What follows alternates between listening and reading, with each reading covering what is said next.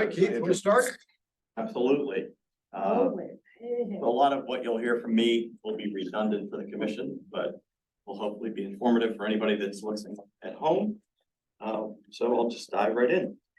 The 2023 manager's recommended budget was released on Tuesday, November 1st. 2024. Sorry. Thank you. So I was paying attention. Oh, for the You first. pa- 10 minutes. and passed. We can move on now. Budget workshops will be held tonight, Saturday, November 18th at 9 a.m., Thursday, November 30th at 6 p.m., and if needed, Tuesday, December 5th at 6 p.m. Public hearings will be held Tuesday, November 14th and Tuesday, December 12th as part of the regular 8 p.m. commission meetings. Budget is scheduled to be adopted December 12th after the public hearing. All meetings are in person at 710 Washington Road, and each workshop and meeting has a Zoom link where you may watch remotely. Public may only comment at public hearings, not the workshops. Participants will be able to speak during all public comment sessions during commission meetings and at the budget hearings. Please look to mountlebanon.org under trending on the homepage, the landing page for all things budget. The landing page has the manager's recommended budget and includes the public hearing dates and Zoom links, budget workshop dates and Zoom links, plus a link for questions or comments on the budget. In addition, you may view the budget book at the Municipal Building Customer Service Center and at the Mount Lebanon Public Library. Workshops will be recorded and available online on the municipal website and on Comcast Channel 95 and Verizon Channel 34 in the days following each meeting. The manager's recommended 2024 budget is in balance as required by the charter. And so now I'll give you a brief overview of really the budget, my budget message. The 2024 budget continues to focus on the provision of essential services, including public safety, maintenance of facilities and infrastructure, communication, and prudent financial management. The theme of the 2024 budget is transition. One of these transitions will be in how we fund solid waste and recycling collection. At least that's my recommendation. July 2024 will begin the municipality's next 5-year contract, and we will transition from waste management to Westmoreland Sanitary Landfill as our provider. This is the largest contract that the municipality administers, and our cost to provide this essential service will increase by approximately 33%. I am recommending the removal of the cost for solid waste and recycling from the tax base and funding the service by implementing a flat fee of $360 that would remain the same over the life of the contract, which is 2024 to 2028. A little footnote, after discussion with the solicitor has recommended that the following fee schedule to ensure that the fee collected in any given year does not exceed the cost of the contract. Mine would have averaged out over the 5 years. He is more comfortable doing it year by year. And as such, those numbers would be in 2024, $290, 25, $316, 2026, $345, 2027, $375, and 2028, $410. And further recommending a corresponding 0.5 mil decrease to the current millage rate from 4.91 to 4.41. I'm also recommending that the solid waste and recycling be established as a dedicated fund to be only used for payment for this service. And that billing is part of the same bill sent for stormwater, the same 2% discount and payment options be implemented. Using the median home value of $190,000, the 0.5 mil reduction would mean a reduction of $95 in municipal tax owed. If used as an offset to the $290 fee for solid waste collection, the net cost becomes $195 for a property assessed at that $190,000 rate. Benefits of shifting to a fee for solid waste. It provides the capacity to adequately fund the municipal services and capital needs in 2024. It provides capacity for future budgets through the removal of solid waste from the budget. It provides capacity for a bond issue in 2025 when we can better identify and prioritize projects. We will have at that point the results from our comprehensive plan, the Parks Master Plan, the Main Park Strategic Plan and Rec Center architectural study. So we'll have a better idea of projects and the need for funding for those projects In 2025, we also will retire a significant amount of existing municipal debt, thereby increasing our capacity.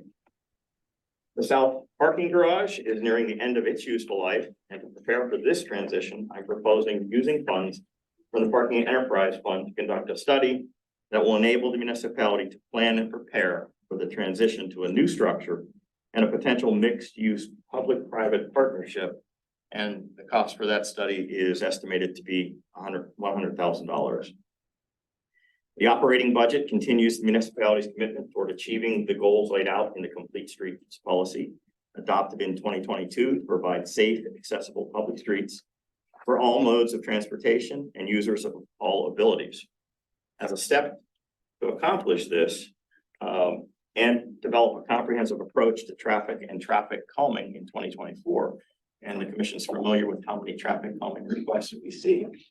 The 2024 budget calls for the municipality to develop an active transportation plan at an approximate cost of $80,000 to the municipality to plot out future investments and improve mobility and access to key destinations in the community. A possible partnership opportunity with a neighboring community has been discussed and will be pursued if this item is approved as part of the budget. As it relates to infrastructure, our infrastructure and subsurface infrastructure will both receive significant investment with this budget. $2.2 million allocated to street reconstruction and resurfacing, $3.85 million towards sanitary sewer improvements, and $350,000 towards stormwater improvements. Additional investment is needed in our storm source system over the next decade. As such, the municipality will be increasing the stormwater fee beginning in 2024. The commission passed that ordinance earlier in this year. The current fee is, might have actually been last year. The current fee is $8 per month per ERU, and this will increase to $9 per month per ERU in 2024.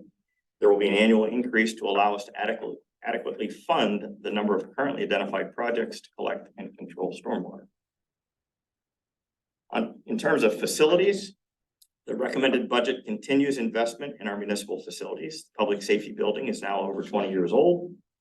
So this budget funds the first year of a multi-year facade weatherproofing project at $302,000. A portion of that is carryover from the 2023 budget. Excuse me. This budget also proposes a new fire training facility and public works storage building at an estimated cost of $1.26 million. This training facility will provide our career and volunteer staff with on-site training and will allow us to work and train with our neighboring departments. Mount Lebanon and Indoor Tennis have developed a strong relationship over time and have conducted many joint projects. This budget includes the reconstruction of courts 5 and 6 at a cost of approximately $405,000, and is proposed with the Indoor Tennis Association contributing approximately 45% towards the cost of that project. Municipality's relationship with Indoor will be transitioning in 2024. This transition will be discussed further during the budget workshop on Saturday, November 18th. In terms of personnel, our employees are the most important asset to our organization and ensure that services are delivered to our residents. We have seen the transition of several key positions in the administration of the police department over the last year. Police Chief Jason Haberman was hired in 2023, and 2 new deputy chiefs were also hired in 2023. Additionally, the municipality will transition to a new human resources manager in late 2023.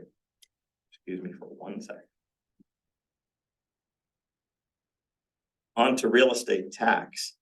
In 2022, the municipality increased the millage rate 0.20 mils to the current rate of 4.91. As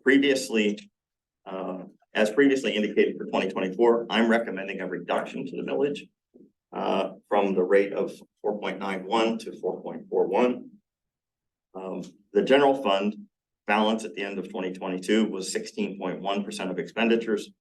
Projections for year-end 2023 have us within the commission's goal of 12 to 15% of expenditures. A strong fund balance is critical to be ready for any unexpected expenditures. In terms of capital, general fund, the fire training and storage facility that I mentioned at $1.26 million.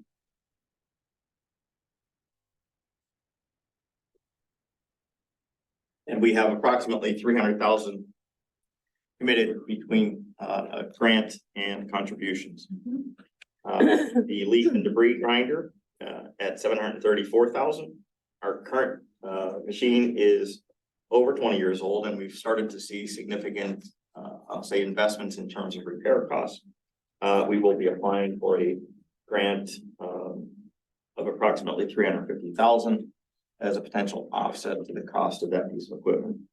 We'll also look to replace the tennis center elevator and our sign shop and line painting vehicle at $75,000. The current vehicle is 13 years old and starting to show signs of age, and making consistent investments in that vehicle as well. Capital funds project. There's a project at Parkview and Bower Hill Road for the signal replacement with a cost of $382,000. $367,000 of that will be funded through grants and insurance proceeds.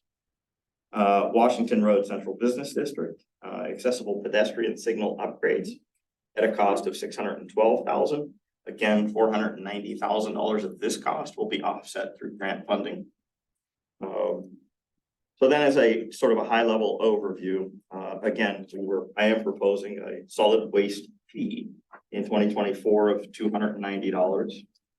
This fee would offset 100% of the cost of refuse and recycling. The millage decreased from 4.91 to 4.41. Property assessments currently remain relatively flat since the last reassessment by the county in 2013. We'll see what the new administration brings us in that regard, but we are where we are for the present time.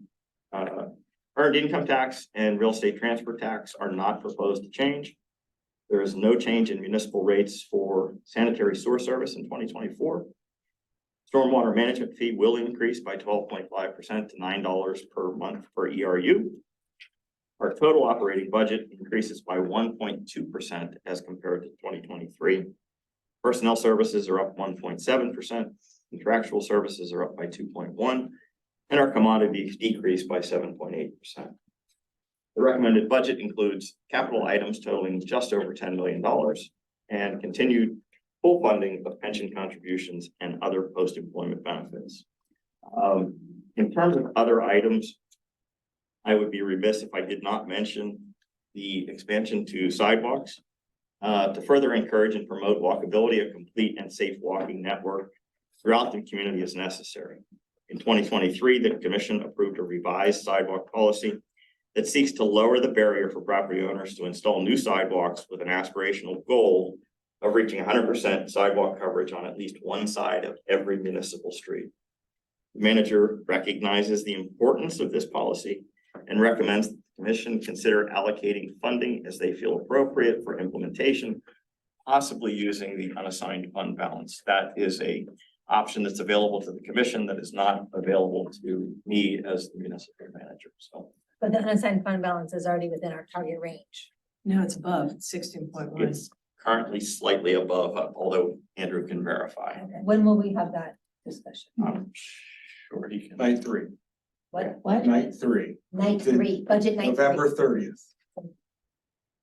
You ready? How much are we above? As of our discussion from the unassigned fund balance discussion and allocation, we had about 200 grand left to the 15%. It'd be 15%, 200. Based on the 22 year-end fund balance, that's correct. Okay, because I thought I just heard from the manager's report that we're at our target of between 12 and 15. He was guaranteeing that we will be. We will be there. Be at a minimum, We will at At the minimum. end, be on the right. goalposts. Right. we will be there, or we will be, Based on At least projections. okay, but you're saying the We will be- projection, We will be at or above 15%. We're almost guaranteed it. we'll have that discussion on the 30th. That's correct. Thank you. And finally, preparation of the budget is a collaborative process that requires input and information from all municipal departments and offices. Each year, both Andrew McCreary and Terry Winstein continue to improve the budget process. And I want to recognize and thank them for their efforts. The budget is, Yes, very much. Big lift. Rock stars. and it's a 6-month process for them, as opposed to my involvement. It doesn't start until September, so. The budget is the financial plan for municipal services and operations for the coming year. It's about being prepared to meet the community's needs and deliver essential services to our residents at the highest possible level at the lowest possible cost. Municipal staff would like to recognize the commission for their dedication and support and look forward to reviewing the budget with you and the community. And I'll turn it over to Andrew for revenue unless there's other questions. Any questions? Are we? All right, so we are on budget binder, page 20. This is a big improvement from prior binders, which didn't exist in 2022 or 2023.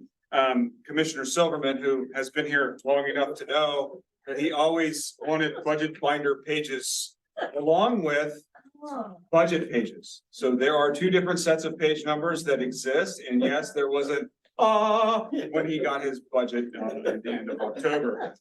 So that being said, we are on budget binder page 20 to discuss revenue. That's the start. Those following at home, this would be on budget page 16 will be the analysis we're looking at and the numbers I will be discussing this evening for revenue budget highlights. First, which is real estate tax. We'll talk about that.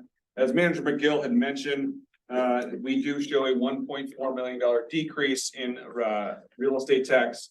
Obviously, that's due to large majority of that, if not all of that, is due to the 0.5 mil decrease. But to make the commission aware, there is a $65,000 variance as well for a property that was appealed and determined to be exempt. So that's already allocated within this budget. It's about 65 grand a year based on our current knowledge.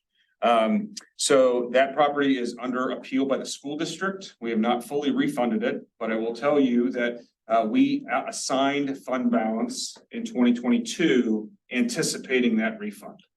That refund is well over for, I think it's 5 years they're getting back. For us, it's $400 and some odd thousand. For the school district, it's over 2.5 million.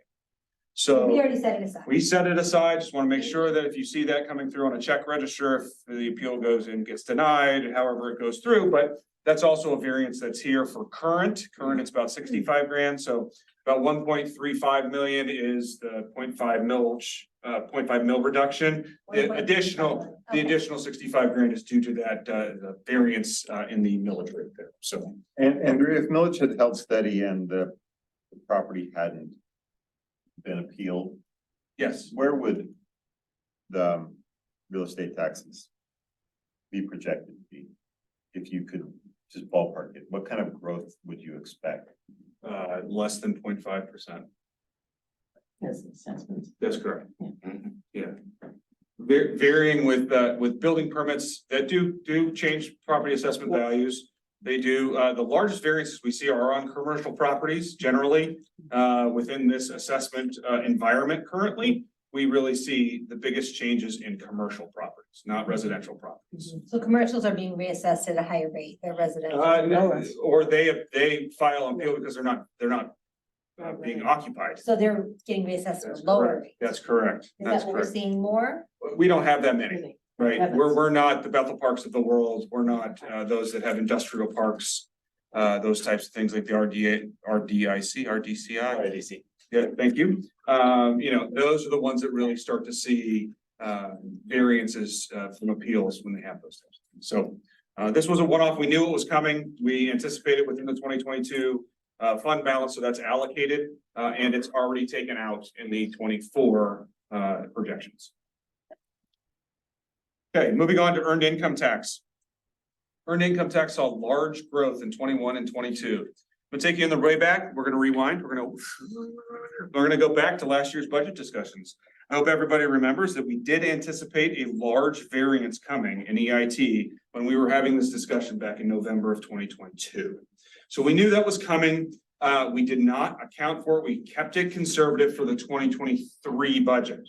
But we knew that 2022 was going to end higher, even higher than projected. It was going to end higher, and we allocated 528,000 of anticipatory fund balance to be used for the 2023 budget. So that factoring that in, we are now projecting a smaller increase over that year-end collection, right? So overall, if you looked at what actually happened, it was, 9-10% above from 21 to 22, but 22 to 23, the variance right now is only about 1.7 to 2%. It's hovering there all year long. We're not seeing bigger growth than that. But when you compare it to what we projected for 23, because we kept it conservative, the variance looks very large, right? So it looks 9%, but really when you look at it year over year for 22 to 23, the variance is only 1.7%, and then growth this year would be 1.7 project, or 1.3% for 2024.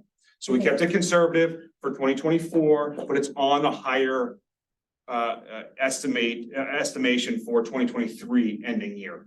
So 1.7 to 2% was our actual growth. Right now through Wow. October. Through October of 2023 compared to 2022, or 1.7. Last year at this time, we saw it was well over 10%. We saw a big number coming, and that's why we allocated that. Here, we're not seeing that. We're seeing this number hovering right there. It may end higher. Hey, great. We have some great earned income earners here in the municipality, and we're very lucky for that. And that's where we see some variances at year end, when year end bonuses come through and those types of things. We do see a kick up there, but conservatively, we're over 15 million, 15.1 million we're projecting in earned income tax, which is, I know it's far outpacing where our real estate tax is and has been. So, but the nice thing here is even in recession environments, if that does come about, we stay pretty steady. So a conservative 1.3%, I think we're well ahead of that. We always have the ability that in April, if it comes in way higher, we have the ability to amend and do the unassigned fund balance discussion. Like I say always, this is a budget that doesn't stop December 12th. Right. When we adopt, it doesn't stop. We continually look at it as we move forward, as evidenced by the amendment to the 2023 budget that's on the November 14th agenda. That will be on the November 14th agenda. So we do look at that. So in your packets, you do, or in your binders, you do have actual collections that I estimate by earnings strata and where they earn.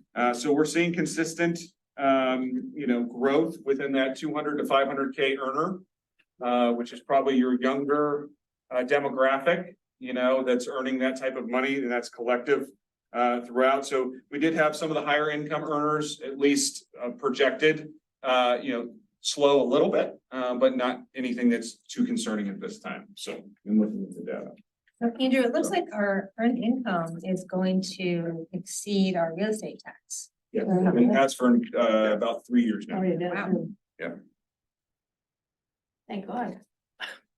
Sorry. Yeah, even so, I mean, because I know we have a newer commissioner in the room, so, or a soon to be commissioner in the room, earned income tax, when COVID hit, we looked at it and said, hey, what's been our trends? And even, like I said, even in recession, we stay at least flat. We don't really go down. We have a lot of earners that may leave the municipality, but they backfill with plenty of income earners that Come back in. make up for it. So we're also seeing there's a lot of people still being able to work from home, which we'll talk about in local services tax as well. So there may be also that aspect where at least people are picking up some work that maybe if they're at home and those types of things.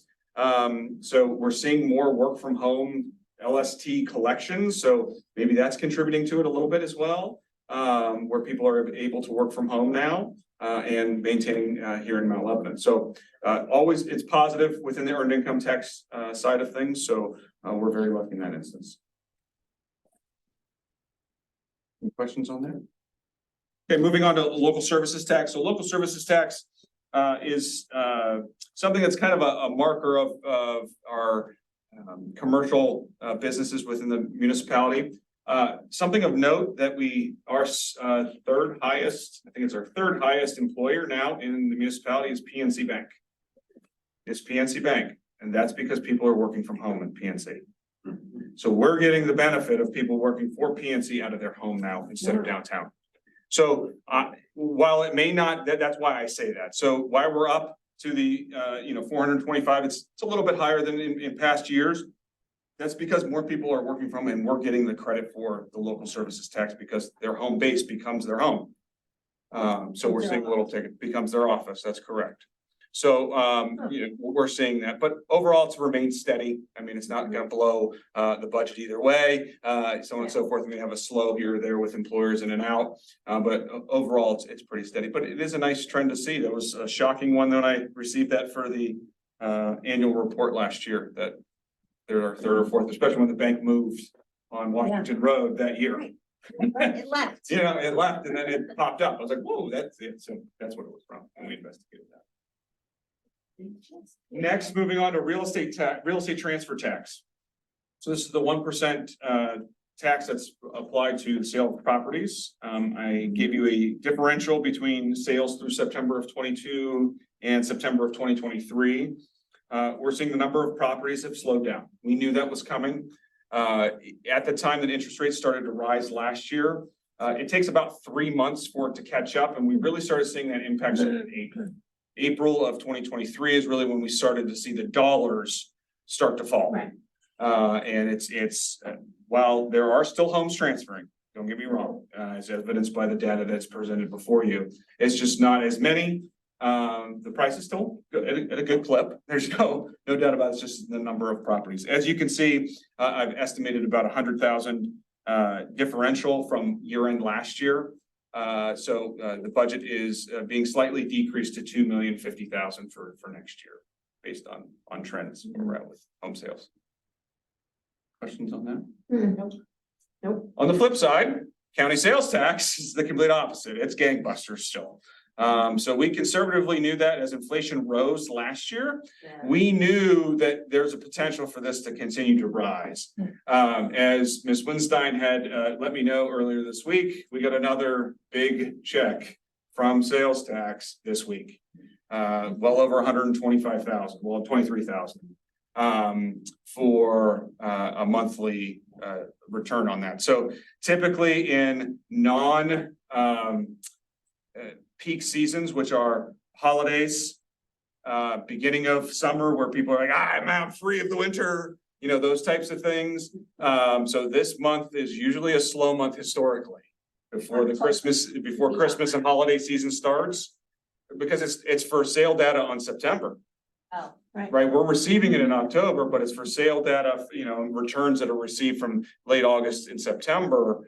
If not earlier, depending on when people are filing, and we're seeing still big returns. So we're projecting a increase there year over year, not as big the estimated return at the end of 2023, but we are estimating to reach 1.3 over 1.3 million in county sales tax next year. in just your opinion, do you think that's because people are buying more goods or the cost of goods? Cost of goods. Okay. Yeah, I think it's good with the Interesting. cost of goods, yes. Inflation. Yep, and that's countywide, so it's a countywide type, it's a pool of the countywide, it's not just Mount Lebanon Okay. sales. Gonna ask you that, Yes, yeah. it's a pool, right? It's a So pool with all it's the county, one yeah, extra 1%, you know, in Allegheny County, and municipalities get 25% of that increase. Of Okay. that 0.2. 1%. Well, oh, We get 0.25 of that 1%, it's split between municipalities Yeah, throughout the county. Based on population, you think? There's two factors, I believe it's population, and there's another factor I can get back to you. It's not that important. Yeah, there's a couple factors of this split. I'm just being curious. Yeah. Square mileage? It might be square mileage, but I don't know that for a Yeah. fact. That's okay, no biggie. interesting. So that's county sales tax. So good news there. Historically, it always really increased between 4% and 5%. It was kind of you can plug that in. But this is abnormal, and we haven't reflected it yet. Yeah. This is the budget season. We are reflecting that. So we'll report back if there's any variances there. One that's of top of mind to the commission is cable franchise fees. That's our largest in the category of license permits and fees. The last 8 quarters, I like to report on the last 8 quarters for you. It's consistently still going down, especially on the Verizon franchise agreement. So I'm projecting another decrease of 32,000 budget in 2024. But on the flip side, the good news within that overall category is our permits and building permits is still far exceeding our expectations. So we're still having plenty of building permit fees coming through the door, and people wanting to do things to their property within Mount Lebanon that's happening there. So we're still seeing an increase there. So there is an offset there for about 38,000. That's also due to the fact we are increasing permit fees next year in the inspections office. That's also reflected there. But note that that is specifically for the credit card acceptance Right. side of things to hopefully expedite some of that the payment side for the permits. So that's also, there's a corresponding expenditure increase there as well. So. Yeah. Next is investment and rental. So if someone's paying attention to the numbers, wow, that's a big number. That's huge. It's huge. While the general fund has seen a large increase in rental investment income. So our idle money in money markets, some in CDs, those types of things. The largest one that's receiving it is our sewer fund. So our sanitary sewer fund, which has well over $12 million, is being invested by Ms. Winstein. So she is does a good job. Say again? Yeah. The within the parameters of all of yes, state code of what we can invest in, we are investing in. So the way we can. But we do a good job. We don't go overboard. We do try and position ourselves the best we can to do that. So we do a good job there. So the biggest benefactor is the sewer fund. Now, in the general fund, there is a large variance, right? So there, I'm not gonna sit here and say that we didn't increase investment rental there, right? Investment income there. Right. But with that, even projecting, right now, we're receiving close to 5% return on our idle money. That's nice. Yeah, I was gonna say, hopefully we're laddering CDs to try and. We don't, not in the general fund, in the sewer fund we do, but not in the general fund because we need the cash to push. Because we start running out of money here shortly. Yeah, sure. Where we need to have cash on hand and those types of things. But I mean, sure, we could do it within the first 3 months of real estate collections. That's really when our boom time is, let's say. But needless to say, even on our idle money without CD is close to 5%, right? We're receiving close to 5%. So even with a lower, even if the Fed does things to the interest rate, we're projecting, we're conservative in this one. This is one you do not want to rely on budgetarily. Right? This is one historically, if not the beginning of my 10 years ago, here, we were earning 0.85%, if we're lucky. Oh, yeah. And now we're at 5. So we are conservative here that even if within the 24-year things start to change interest rate wise, we're protected. We did not go overboard saying, oh, we're going to make so much money in investment income rental. There. So Sure. just want to make sure that that's That makes noted. sense. Yeah, even dropping over a 6 to 12 month period, we should be fine. Intergovernmental revenue. So intergovernmental revenue had a large variance this year on budget to actuals, or budget to budget, I'm sorry. That's due to the ARPA money recognition in 22. We had other things within with grants and those types of things in intergovernmental revenue. In addition, we had our steady intergovernmental revenue. What I mean by steady means we can receive it every year. We did have a nice increase of over $100,000 in our state pension aid this year. And that's reflected here. State pension aid increased 12.5%, which we typically received a little over 1 million. You can do the math and there we are. So it's, over $100,000 variance there. That is projected to remain flat, not over projecting in any way with the state pension aid, but that did see a positive variance within the budget of reducing that pension expense overall because we were receiving that. Nice. Liquid fuels, which is liquid fuels tax monies that we receive, which is used for salting our streets. It's used for mill and overlay program. It's used for street lighting. It's remained flat. Flat as a pancake. So that one's flat, but those are the three things. If Mr. Sukul touches on that, those are those items within our transportation portion of the public works budget that there is funding at the tune of, I think, 872,000-ish there. So in addition, other things that show up in here consistently are the volunteer fire company aid that they receive, the foreign relief, I think that's called. Foreign fire relief, which means the insurance monies. That also shows up in here this year. Again, that went up as well over 160,000. It goes directly over to the volunteer fire company. Other things that are seen here are snow and ice maintenance agreement, things you may seek passed before the commission, for agreements that you may pass. They also show up in there as well. Recycling grants show up in here, and other smaller grants that we receive consistently. Charges for service and other revenue. There really are two variances here this year. Everything else is relatively steady. The two variances are, as Manager McGill may have mentioned, is our sidewalk assessment program, which is residents pay for the sidewalks to be repaired and replaced in front of their properties. Non-root damaged, the sidewalk assessment program, okay? 4 years ago, we, in order to increase funding for routes, we decided to get ahead of it by doing 2 years on with an assessment program and 1 year off. So that we go 2 years on, 1 year off. This is the 1 year off. Right, That's what the variance here is Right. for. The commission could still, we could change that. you could change that, but that's what that variance is for, and some of the rationale as to why we did it. It's not just because it's below we wanted to make it below the line, and sidewalks aren't important.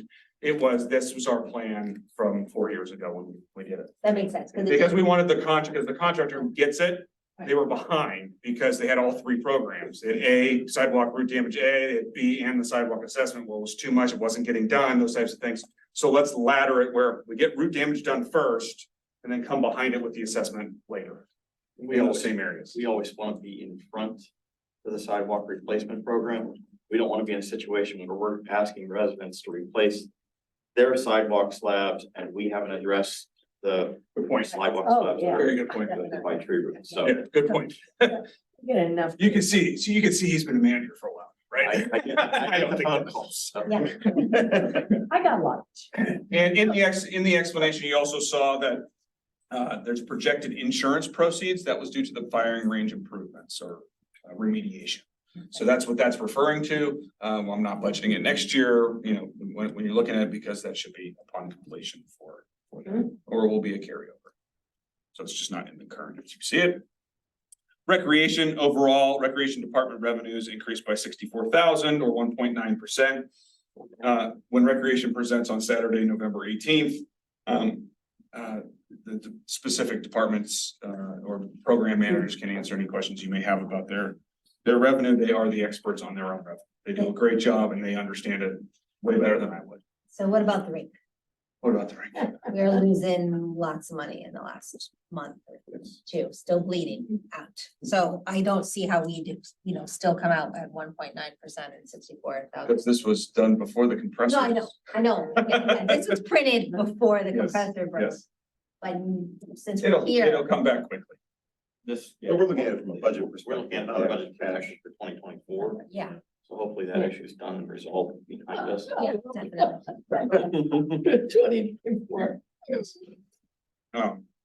Yeah, so like I said, for the discussion on the 18th, if there's any specific revenue questions there, but they do a great job managing their program budgets for revenue and expenditures both. Assessments, there's 3 key assessments that show up under the assessments category between the funds. These are your sewer processing fees.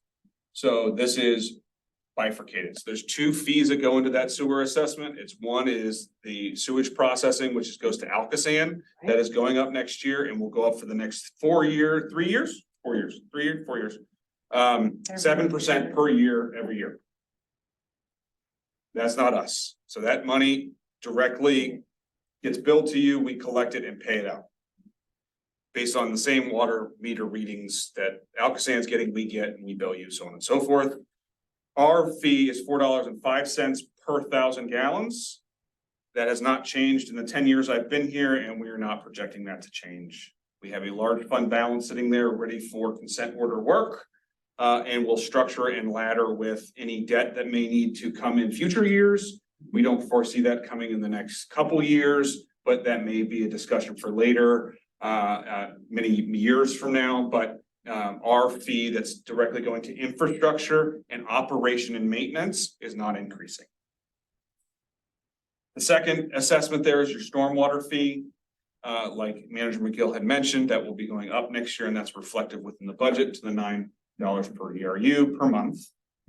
And third, which is the largest variance here and why it went up so much, is due to the new solid waste fee being projected within the budget. Solid waste fee is what I'm referring to it as. We may refer to it as refuse and recycling, garbage fee, whatever you want to call it. I'm calling it a solid waste fee. Is also within this category. So a little outdated here, but that is the $290 per year per dwelling unit. And we will discuss that in the next hour. So I won't belabor that now. In the 7 o'clock hour, we will discuss any questions you may have about that. Finally, is the use of fund balance. We have a projected use of fund balance in the 2024 budget. There's two items here. One is the use of the eco district funding that was from prior year budgets and reallocating it.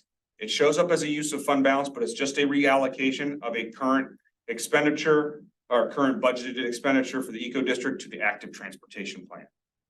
So it's just a shifting. That's the manager's recommendation at this time.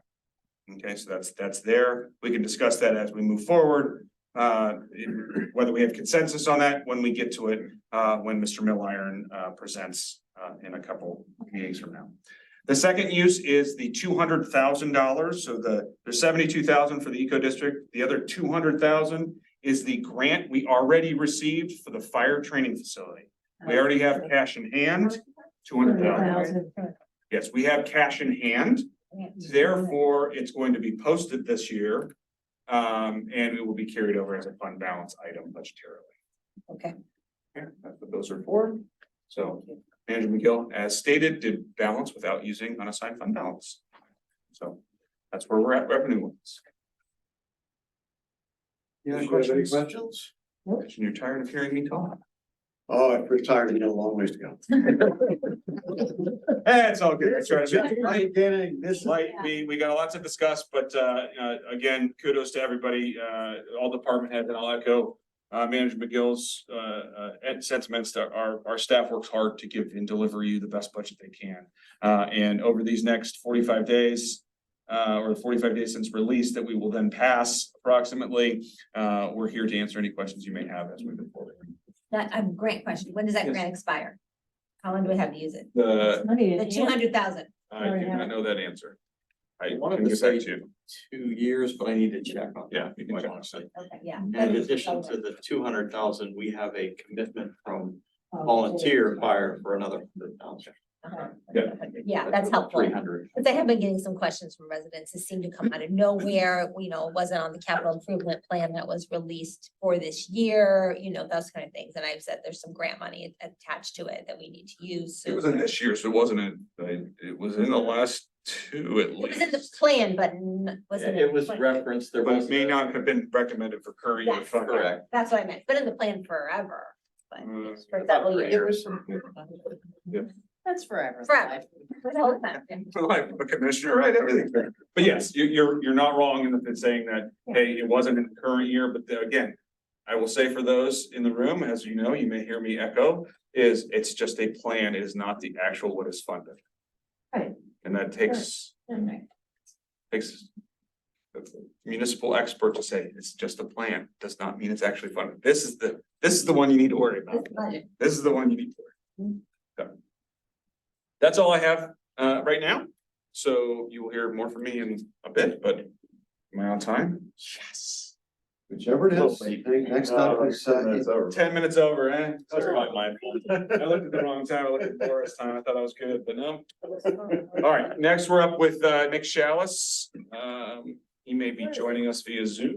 page 38 in your program. Good evening, everybody. Yeah, it's budget binder. Budget page is 28, budget binder is page 38. Yes. Can you guys hear me okay in the room? And I will try and keep my spiel small. So, as you know, the IT department runs all the technology in the municipality. We're one of the few offices that get to work with everyone in the municipality, so every other department, every other office. Right now, the past year, the current year we're in, and next year, we are trying to restructure and consolidate all of our systems and everything we have to lead us into the future. We're trying to do this with keeping the status quo on the budget line here for IT. Just to go over some of the things that we're dealing with to try and keep that on the line and keep it under is the many changes. We are in the middle of full network overhaul and infrastructure swap out. So we're getting all new equipment in. We're swapping it out. The new equipment is more secure. It has newer technology in it to get us through the next 10, 15 years. So we're going to do that now, have everything set up to get us through into the future. We're going through an internet consolidation. So a couple other buildings had different internet connections. We're consolidating that all down into one with this upgrade. We're migrating phone services next year. So we have to look at new phones, new phone network, things of that nature. So that is all prep for that as well. We are reshaping all of our domains to better align with a cloud computing infrastructure, and that will again take us into the future. So we were sort of lined up with everything from the past, and now we're going to be swapping over to be good to go for the future. We're also did an overhaul of security software. We always had security software and protection, but we went to a new system that really meets today's threats. As we know with ransomware and different things out there, today's threats are different than threats of 10 years ago. So this new software package actually manages that quite well, and we decided to go with that. And then we've also put a lot of time into scanning and digitizing our old documents and eliminating offsite storage. For the past 23 years that I can guarantee, we've been doing digitizing of paper and eliminating it. So we are continuing to do that. And now we have some large format scanners, and we actually have somebody that's helping us out to scan all that stuff in-house. So we are developing that database and increasing that. And by doing that, we're bringing back stuff that was in offsite long-term storage, destroying it, and keeping the digital copies. So that moving forward, we were able to overall keep our budget pretty low. I think we actually came in slightly under what we were at last year, which works out well. And then I'll just open up to you guys if you have any questions for me. Sure. What security software are you migrating to? So we're going to an online-based security software called Sentinel. Sentinel? Mhm. And then now that you've switched everything over to digital, or you're in the process of it, will everything be searchable? So everything has always been searchable. We've had this software for 23 years, actually. It's probably a little bit over 23 years. It was right before I got here. It was put in, and we've been working hard on doing that. So yeah, for years, all of our stuff has been searchable. So commission minutes, all that stuff has been online searchable and internal, at least not publicly, but internal. That was for us to digitize everything. The Yes. stuff, yeah, the stuff that you're scanning is searchable in line. Yeah.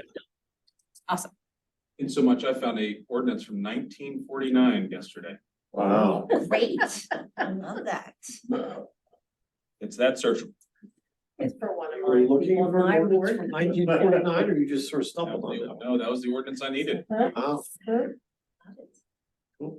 You said everybody's now on the same systems. Does that include the fire department? We're in the middle of that migration. So that will go into well into next year. Okay, so, yeah, by the end of next year, the fire department will be completely managed by our internal IT department. Well, yeah, as much as we manage now. So technically, fire department is all on our system. They are on our network. So we're migrating now, working on police and a couple other things to mash that all in. So yes, that is all managed, but they do manage their own records management software just because they are the experts in their field. So stuff like that. But as far as hardware based and all that stuff, yes, that will all be migrated in. And the website will be managed by us. I think the Okay. website currently has already been migrated over. Laura will be able to answer that better than I can, but I believe they are already into our system. Any other questions? What phone system? We're looking at a couple different ones right now. So we have not made any decisions, but our old Toshiba system has unfortunately reached end of life and is no longer owned by Toshiba. They were bought out and then bought out again. So we're looking at a couple different options out there. We do have a phone broker that provides us with that information. I know a lot of large organizations have just gone to the Teams, kind of the whole Microsoft framework. Is that a consideration? So we would look at something that integrates in that framework, maybe potentially like a Ring Central or 8x8 or something like that. They all integrate with Teams as well, and they build all their numbers into there. But why not just go use the Microsoft framework directly? We haven't got that pricing yet, but as I realized, I think it was a little bit more expensive than some of the other ones. Got it. Good.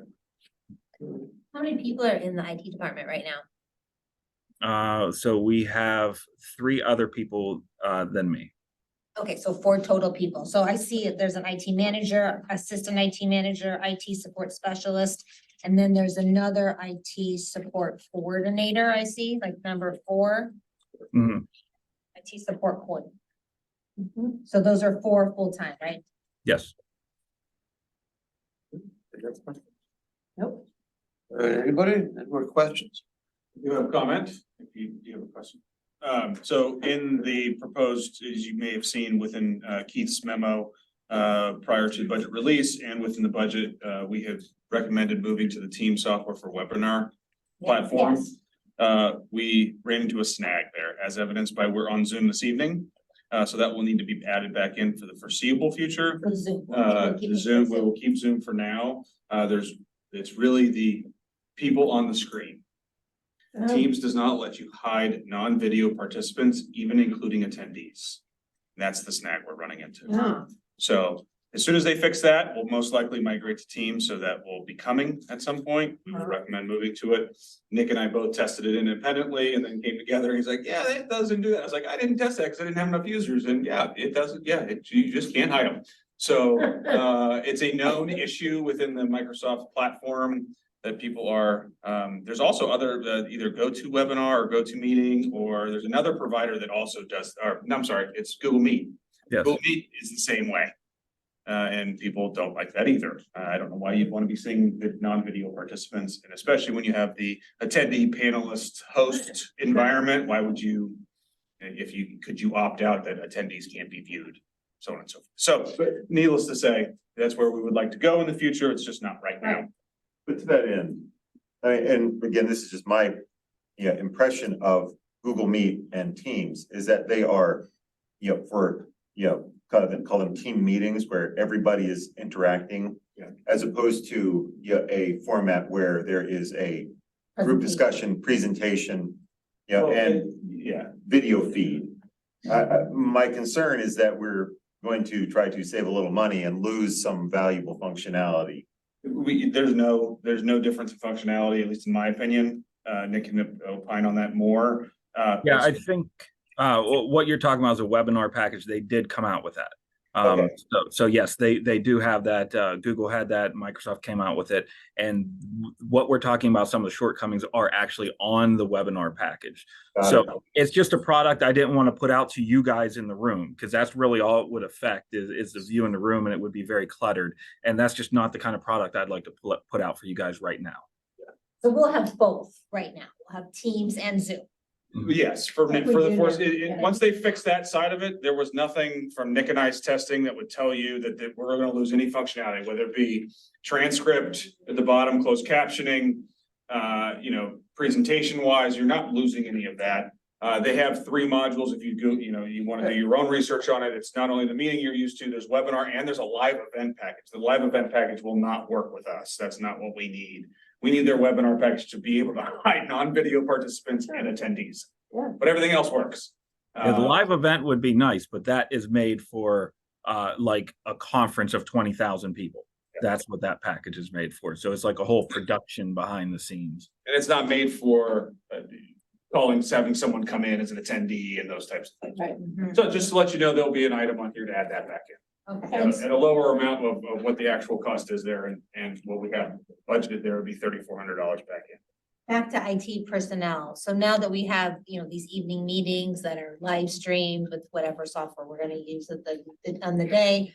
I know we have to pay, we need to pay IT to be there. And so are those costs included in information services, or are they in a different area? Nick and I had a conversation when we started to move to this format for more of our meetings. So what we've done is to flex hours for one of those four IT people. All the So money's in that- here. There's no other bucket I need to look at. It's all Correct. Covered in this That's number I'm great. seeing right here. By flexing, that's. Awesome. But you flexed it to minimize the overtime. Correct. Yeah, Okay. sure. For the majority of meetings, yes. But there's still some Not for overtime. standard commission meetings. Yeah, I was gonna say, for other staff outside of IT that work. Yeah. Work meetings, commission meetings would be an example, then that is an overtime cost to municipality, but it's a Yes. smaller number. Yes. Yes, but all the personnel costs is in this one number. I just want to make sure I didn't need to go to some other part in the budget. Okay, great. Good. Any other questions for IT? No. All right. Thank you, Nick. Thank you. That's this PIO. That's page 40 in your book. I know it says 39, page 40 in your binder book. We there? Got it. I was earlier today, but then I got totally confused. I'm not gonna tell you. I think that's smart. I wouldn't tell me either. Well, good evening, and thank you for having me once again. As always, I want to start off by thanking Andrew and Terry for their help. Our budget changes so much year to year, and they are such wonderful guys helping us work through this and get it so that when we present it to you, it's very well thought out. We have had a busy year in the PIO. We have worked intensely on content for the new municipal website. So far, the website has 12% more traffic over this period last year. So obviously, people are finding it and they're looking at it. In 2023, we handled communications for important topics, including the new trash contract, the substantial completion of Vibrant Uptown, while maintaining transparency on road projects, the comprehensive plan, park studies, police incidents, fire prevention, pedestrian safety, storm infrastructure, and every other major municipal project. We completed one full year of our award nominated podcast. We won 3 Golden Quills, including the Best of Show, and completed training on everything from artificial intelligence to government innovation to emergency communication. Some good things about next year that I'm excited about. We have a strong team of 3 full-time employees, 5 part-time employees, and 3 contractors. We have lots of new ideas in energy because 4 of our staff members are fairly new to our department, each of whom has less than 2 years tenure. And that includes our new Assistant Public Information Officer who just started on Tuesday. Her name is Rachel Windsor, and we are very excited to have her. We also have challenges though. The cost of paper, postage, and labor are 3 of our biggest expenses. Yet our budget represents only a 1.2% increase over last year due to some cuts we've made to areas we believe will not affect service. We worked hard to analyze our actual numbers from previous projections to have a more accurate picture of anticipated spending. We also were able to cut things like office supplies, stationery, and subscriptions. We've had 2 staff departures this year, one due to health issues and another who wanted to work remotely. We also had 2 contractors leave, one because her spouse was promoted and transferred to another city, and one for personal reasons. Some of our line items that have increased for 2024 include our photography budget. I increased that to allow for more local images to be taken to be used on the website and marketing. So less reliance on stock art. Again, people want to see themselves reflected in their community, so that's important to me. And an increase in our computer budget to allow for some trial of cutting edge software for producing videos and using AI to the extent permitted by our policy, working with our IT department. We have planned for a 3% postage increase after a 6% increase this year, actually 2 3% increases this year. I know it's something we can't control, and a roughly $1,000 increase per magazine issue for paper. Due to the number of new people and the speed of advancing technology, I have requested a training budget of $4,500, which is what we had this year, to accommodate this fast-paced learning. And that would include a national conference and software training. And then every time we get a new hire, we have to train them on the software and want to make sure that they're up to speed with some of the skill gaps that they may come from the experience that they bring from other places. As you recall, the comprehensive plan survey said that residents named the Mount Lebanon Magazine as their #1 way to get news about Mount Lebanon, followed by Lebo Alert and then the municipal website. We are not increasing ad rates for the magazine this year. If you recall, we had a substantial increase last year, so we feel the need to keep things stable this year so that we don't lose any clients. Revenue is expected to cover 82% of the cost of the magazine in 2024. We still have new projects to complete on the website, including upgrading the boards and authorities. So we just did the whole boards and authorities section, and now in April, we will be redoing that to add the new names and functions. Adding dashboard as part of the comprehensive plan for monitoring the output there and the growth there. In addition to a list of other communications requests as part of the comprehensive plan. And of course, not to leave out micro-targeting communication growth that we are expecting for the website as well. I have not requested any new service levels this year since I realized the impact of the trash contract and rising costs for many of the other departments. I do expect, however, that the comprehensive plan recommendations, if approved, will mean additional requests from me next year for things like nationally benchmark surveys and other items that they suggest. So I will be here next year asking for more. So remember that this year I'm not. Exactly. I expect And I can 2020. say, tell me clearly, Mindy refuses to give you any increase. Actually, the opposite. I'm gonna give it to you now. That sounds like a public safety decision. Wrong night, folks. Wrong night. But I expect 2024 to be busy, fun, and productive. And I thank you for your time, and I'll entertain any questions you have. Training budget, you said 4,500, same as last year, but you have more people. Why isn't that gonna be increased? New people that need additional training. Yeah, we do a lot of the train the trainer stuff. So a lot of that training I do, and then I come back and train them. So, and I'm not sure that we'll use all of our budget this year. Again, we allocate it so that it's there based on the prior usage to make sure that they can do it. And again, a lot of the people that we've hired come to us with a lot of expertise. So it's just evaluating where they think they need some help. Yeah. Where do you need extra help? It's tough to say. Our new hire has a lot of expertise in local government. She needs some training on video. So the person who was here before had more video experience. And so, you know, it's always kind of give and take. So, and anytime our software is changed, we all need to be trained on it. Oh, yeah. So, I mean, I would suggest, our podcast side, right? We don't have Carrie in our office. I don't know if it's as successful right now because she just knows how to do it. Right. I went back There up and I went back up for her. And there's no guarantee, so there would need to be, depending on Right. what those, and that's successful. I mean, we just had one on the budget on Tuesday and, it's seamless. You show up, you do the podcast, you leave, it's then produced 5 days later, it's out on there, I'm on Spotify, I can show my son, blah, blah, blah. So. And we have Ian's She's right, I mean- dulcetory tones, right? As the announcer, It's a great SAT word. isn't it? What was that word? Dulcetory. Wow, I didn't know that one for crosswords, huh? You, Ian, Hurry up, mark it down. y'all marking that one down. Where's the department need help or where do you, what do you need in general? We do need some time to learn. We have been working so fast and been so busy doing new things that we haven't really been able to breathe. Yeah. So.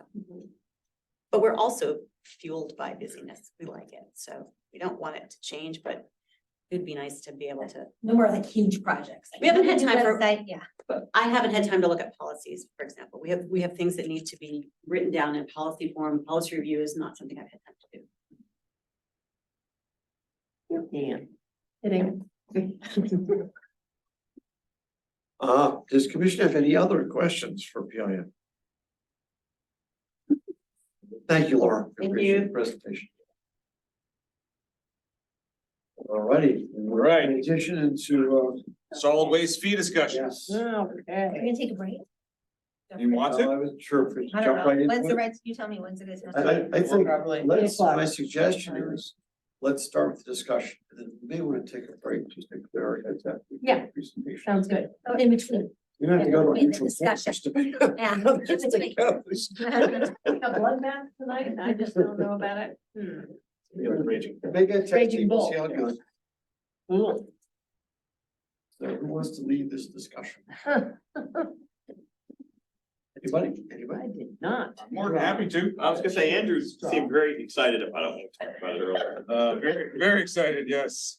It is the most wonderful time of the year for Andrew, so. All right, So we are gonna talk about the solid waste fee, that's proposed within the 2024 budget. For frame of reference. In 2023, Right, the total budget for solid waste was $2,290,455. right, So the 2024 increase is $766,245.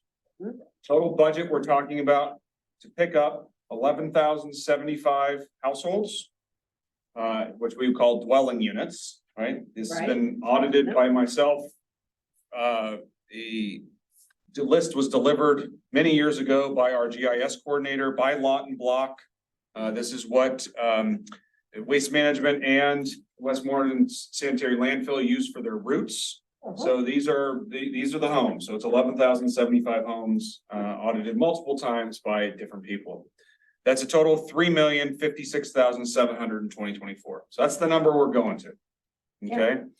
So coming out of the 2023 budget, not showing up in 2024 in the general fund was the $2,290,455 because the 2024 general fund budget hasn't seen that increase if we fully remove it. Okay, that's the equivalent of. Interrupted, ask a Yes. favor, just for anybody.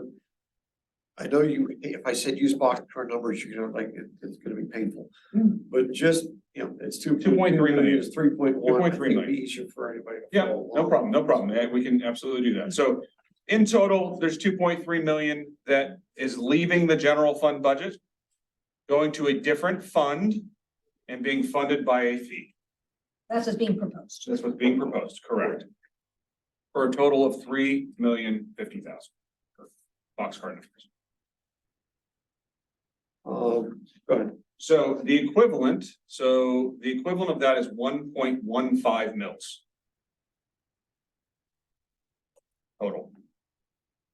The 3.1 number is 1.15 mils? That's Okay, correct. thank you. 1.15 mils. And the point, 3.3 million with 3.1. 3.1. 3.1, Thank you. yes. The all-in cost of the garbage. All in cost, contract thank you, Ian. For 2024 would be the equivalent of, let's say, 1.15. Okay, thank you. We're currently using 0.82. Correct. 0.86. 0.86, yeah. Okay. And the elimination of the tax reduction is 1.3 million. Okay, or 0.5 mils as Management expressed. So those are the numbers we're needing to get to what I call the factory reset. If we do not do a fee, that gives you an idea of the factory reset to get back of where we need to get to if you put it all back in the taxes, that's where we're talking about. And we're talking about a 0.65 mil increase. right here was one of the most wonderful things you provided me. I tried. I know, it's under revenue considerations, under his The budget separate message? memorandum. Yeah, because it lays out these numbers and it also lays out now, of course, it's changed now that we're not doing 360, but it really does talk about how much you'd have to increase millage. And then what you would have, not left over, but what you would have to fund the capital projects and stuff and expansions that you need, or we Right. feel we need. I That I should say. recommend, correct. Yeah, that you'd recommend, that would be better words, yes. But this was very helpful to me. I read it at least 3 to 4 times and Which section? The revenue consideration. Okay, got it. Revenue Got it. So- Yeah, no page numbers. That's Got kind it. of very succinctly puts to you the numbers that we're talking about, I think. And the different options. So. Yeah. Why I wanted to start at the 3,050,000, that's the number we're talking about, Right. right? 3,050,000 that needs to go out the door to get 11,075 dwelling units, trash and recycling picked up. Right. Okay, that being said, if we leave it outside of the taxes in a full, we need to talk about the ramifications if we bring it back in. So Right. to start the discussion, the thought was, what is the tenor of how it was framed within the manager's recommended budget? I think is a good starting point to know how and if we're bringing anything back to the general fund to then discuss how that gets funded or not funded. Can I just ask Yes. one question of Yes. Mr. McGill before we launch into that? You mentioned earlier that our solicitor is more comfortable with us raising it every year, and he gave us those numbers. More comfortable, okay, necessary? I know we usually take advice, so I'm not, And again. if you give me a little bit, We've all worked with our solicitor. yeah, He tends to be a little conservative, which it's works fine. very well for me. Yeah. He had some concerns about a potential challenge of someone saying, hey, you're actually charging more I see, for a fee than the actual cost of the contract Right. in year 1, 2, and I believe 3. right. Again, over the 5-year life of that contract, we're not, Mhm. but again, just to be, I'll say, sure that we are protected from that legal challenge, that was his recommendation. So, Okay. I will also add, I gave you those different scenarios here, Uh-huh. and this is just, again, my personal opinion. I think that if you decide that you do not want to move garbage to a fee, then you should really just look at a millage increase. I really don't recommend the piecemeal approach. Right. Because I think that means we're gonna repeat this exercise Everything. every year for the next 5 years. But that's just my opinion. I don't get a vote or make decisions, so. Sure. If I'm gonna throw this out and everybody can throw rocks at me. Actually, candy, it's much softer. I have Anyway. hard candy over here. Yeah, my ammunition.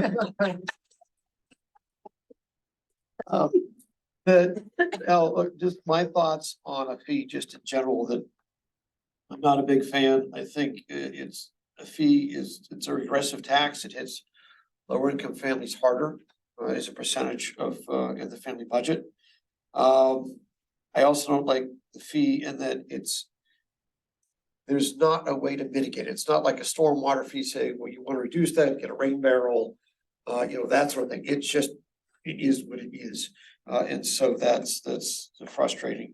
And the third piece, just, that there are folks that, the way they do their taxes, they do write off the local taxes.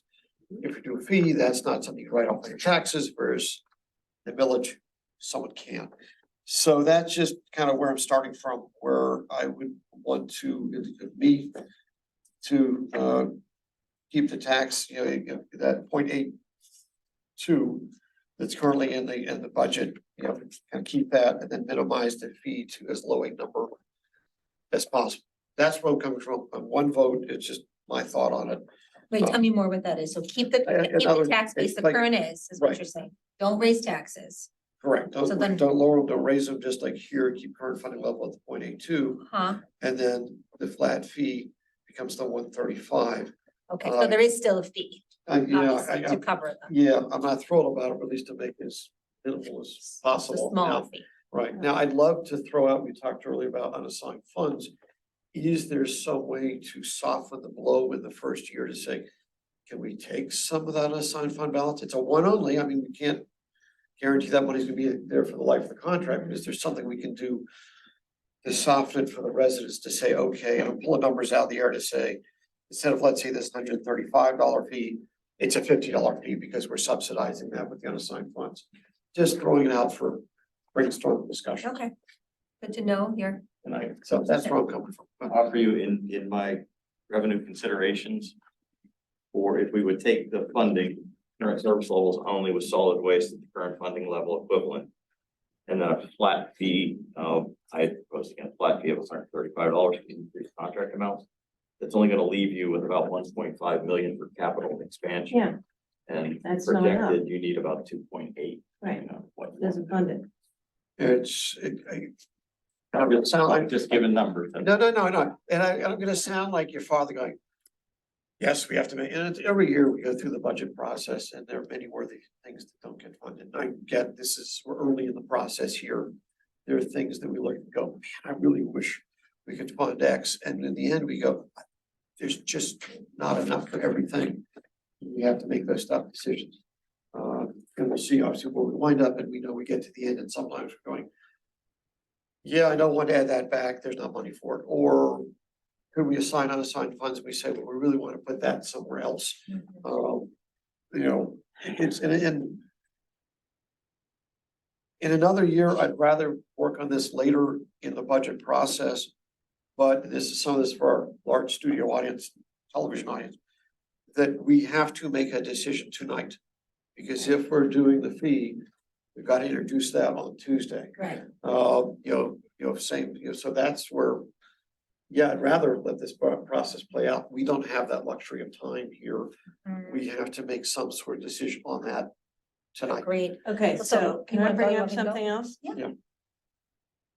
I don't disagree with your points about a fee. I'm not overly thrilled with the fee idea, but one thing that occurred to me as I was sitting in front of my nice warm fire in my house, I thought, what are our millage rates in comparison to other towns? And they Because gave my, us these nice numbers. no, they gave us the numbers of what? Give you the fee charge in other Yeah, the fee communities, right? charge, but I'm talking about millage rates. I'm talking about, let's pretend I'm a real estate salesperson. Uh-huh. I never will be. I just want to put Yeah. that out there. But if I were, and you came to me and said, I want to buy somewhere in the South Hills, I might say, well, how much do you care about taxes? Because if you really are concerned about them, you might want to move to Peters because they have lower taxes. They also have lower services. I get it, but I think that we have to be conscious of our millage rates. So, of course, you know me, I had to go look them up. And Mount Lebanon's millage right now is 4.91. If you add, say, 0.75 so that you can cover the trash and cover the expanded levels we want, we're at 5.66. We are then well above Upper St. Clair, which is 3.83, Peters, which is 1.7, Bethel Park at 2.78, Whitehall at 4.42. And then there's Brentwood, which is at 10. Why is that, I wonder? You don't have to explain tonight. I'm just. Millage rates are somewhat relative, right? Because it's your What assessed value. assessments? A mill in Scott Township generates Yeah. about $900,000 versus a mill in Mount Lebanon that generates 2.7 million. Sure, So. Yeah, it is. But I'm just trying to think about selling Mount Lebanon to people and being aware that they may not get that whole thing. And quite honestly, that was another consideration because I am a licensed real estate salesperson in the state of Pennsylvania. I did it for 5 years. Yes, And I will tell you that when people look for homes, they do look at millage rates. sure. But most people, if you tell them they're moving to a community that charges a fee for garbage collection, Yeah. especially if they're coming from somewhere else. Yeah. They'll look at it and go, yeah, okay, what is it? And move on because it's not unusual. Yeah, So unusual, again, yeah. just something else that went into my considerations for the record. I just thought I'd throw that out. Oh, no, I think that's, I think we need to throw as Always. many of those things out because people are going to ask, why did you make this decision? So I think all those viewpoints Yeah. need to be thrown out there before we come up with what we're gonna do. it's just So blame- people blame- blame recognize, we compressors. try to hit this from every angle. Yeah, it's hard. I Collective. mean, it's not, it's bad news no matter how you slice it, right? Yes. None of these options are great. I don't like it either. How do we enforce that? Let's pretend we're doing the 360 just so I can keep one number in my head and I don't pay you. What do you do to me? Lien your property You eventually. can lean, so Just you like will lean. Permit, inspection fees and everything else. Okay, just curious. It's like stormwater. We treat it just like stormwater. Okay, I saw that would Goes be to in a the same delinquent list, system. we start delinquent collections and we see a lot of people paying once they get that number. Like that. But we collect 1.45 million in stormwater and we just turned over balances and it's 48,000 in face. We're well over 96%. Mhm, Its collections aren't a problem here. Right, And we ensure that. sure. And we'll receive well over 99% of stormwater eventually. We end up receiving. 2 points, there is on our website, a comparative tax rate chart. So you can see the comparative tax rates for municipal, school district and county. So cumulatively where we would stand, and you can look at those at your leisure. Secondly, I do want to remind to Commissioner Silverman's points, the second point he made, which was you can't reduce it. I do want to remind that at some point, there will be a financial board. I forget what exactly we're calling it, even though I'm supposed to be leading it. What's it called? Yeah, I don't remember. Financial management board, will be the opportunity to look at refuse, options for 2029. Next Right. contract. Oh, The next right. Contract. Yeah. And as part of that discussion we had with Mr. McMeans and myself sitting at the dais, I guess, or whatever you want to call this table, at discussion sessions, where it may behoove the commission at some point to put that in so that you then have that option if we ever do move to automated. We move to an automated collection system with different bin sizes, yard waste, other things that are options. Whether that be a contracted service or an in-house service, whatever that may be, giving the opportunity for those residents to have that option in the future. You're gonna want to do that, not as, if you leave it in the taxes, no one's gonna reduce anything. Right, okay, maybe there's some good-hearted people that are gonna do it, but have them throw out what I could throw out. You know, and not try and reduce that dollar if I don't have control over it, it's just in the taxes. So just wanna remind that that was something we mentioned as we're throwing things against the wall here. That is something to consider. So, yeah, that's kind of where I landed on this problem. I don't like any of the options at all, but. Right now, we're looking at 3 million a year for next year. And it's only gonna go up from there. In 5 years, we have no control over this number. When we had 2 bidders right now, Right. who's to say it's not gonna be 6 million in 5 years? I know it sounds crazy. But what we're doing right now is we're trying to float that, and you know, it's a cost we have almost no control over.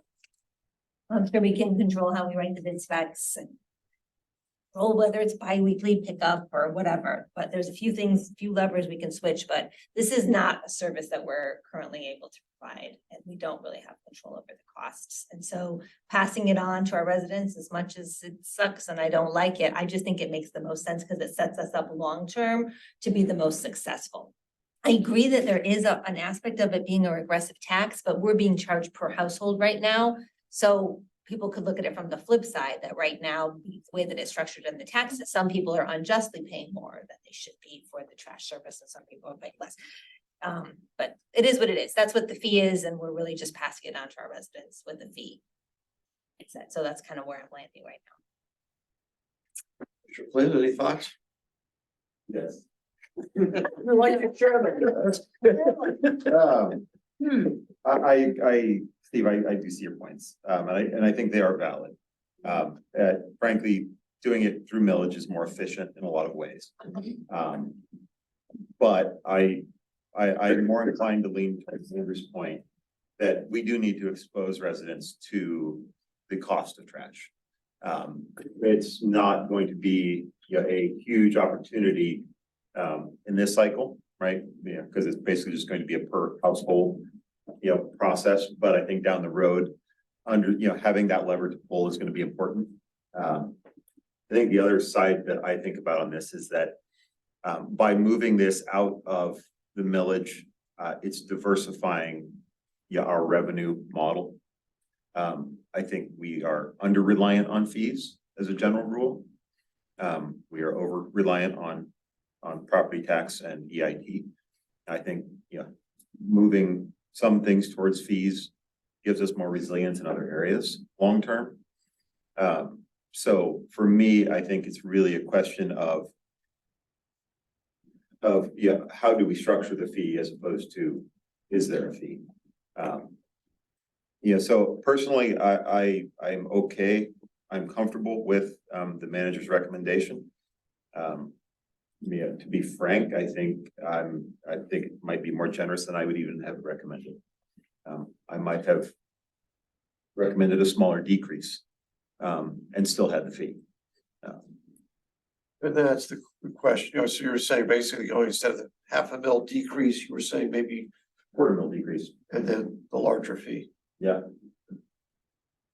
Can I add in one additional point? Sure. As well.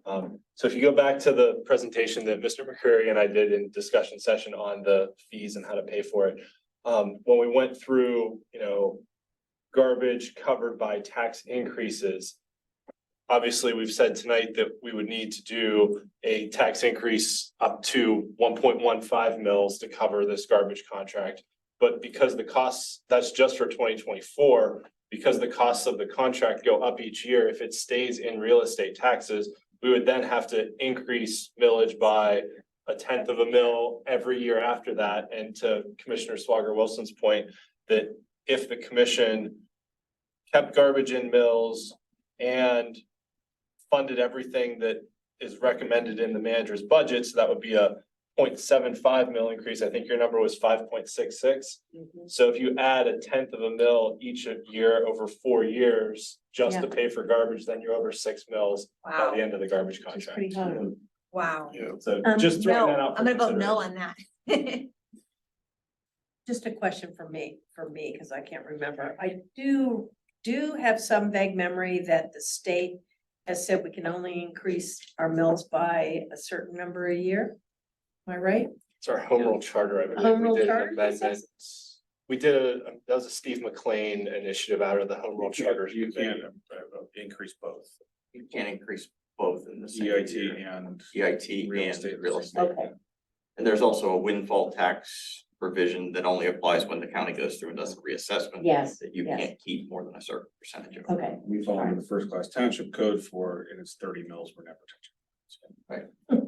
But there's also one you can't increase by a certain percentage of the general fund without either a full vote of all 5 commissioners or a referendum on the ballot. That would be the home rule charter amendment we made. Okay, So it's sorry. it would be over a supermajority, but it's one. Yeah. So one thing that bothers me about the fee discussion is up until the stormwater fee, all of our fees were more or less based on choice. So for example, if I want to use the swimming pool in the summer, I gotta pay a fee for it. If I want to play tennis, I pay a fee for it. It was by choice. There's not any choice in this. You are gonna have to pay it because otherwise we won't pick up your trash, I guess, or something, leave the property.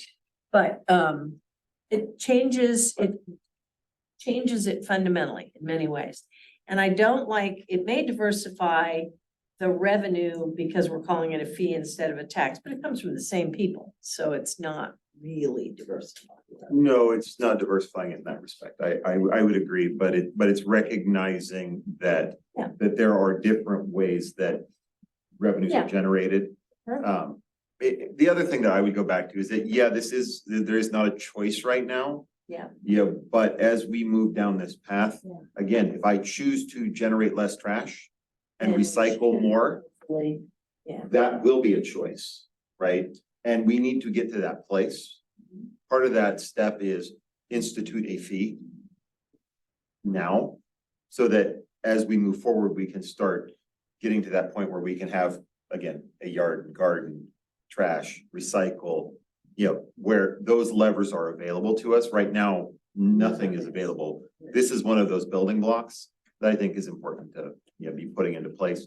It is a step, right? As opposed to, and it's a big step, right? I mean, if we look at the stormwater fee today, we all celebrate the fact that it's there, and Yeah. if you go to the Citizens Fire Academy, they will all tell you how amazing it is that they don't have to go out and pump, right? All these basements all the time, because there's been a stormwater fee there for 12, 13 years.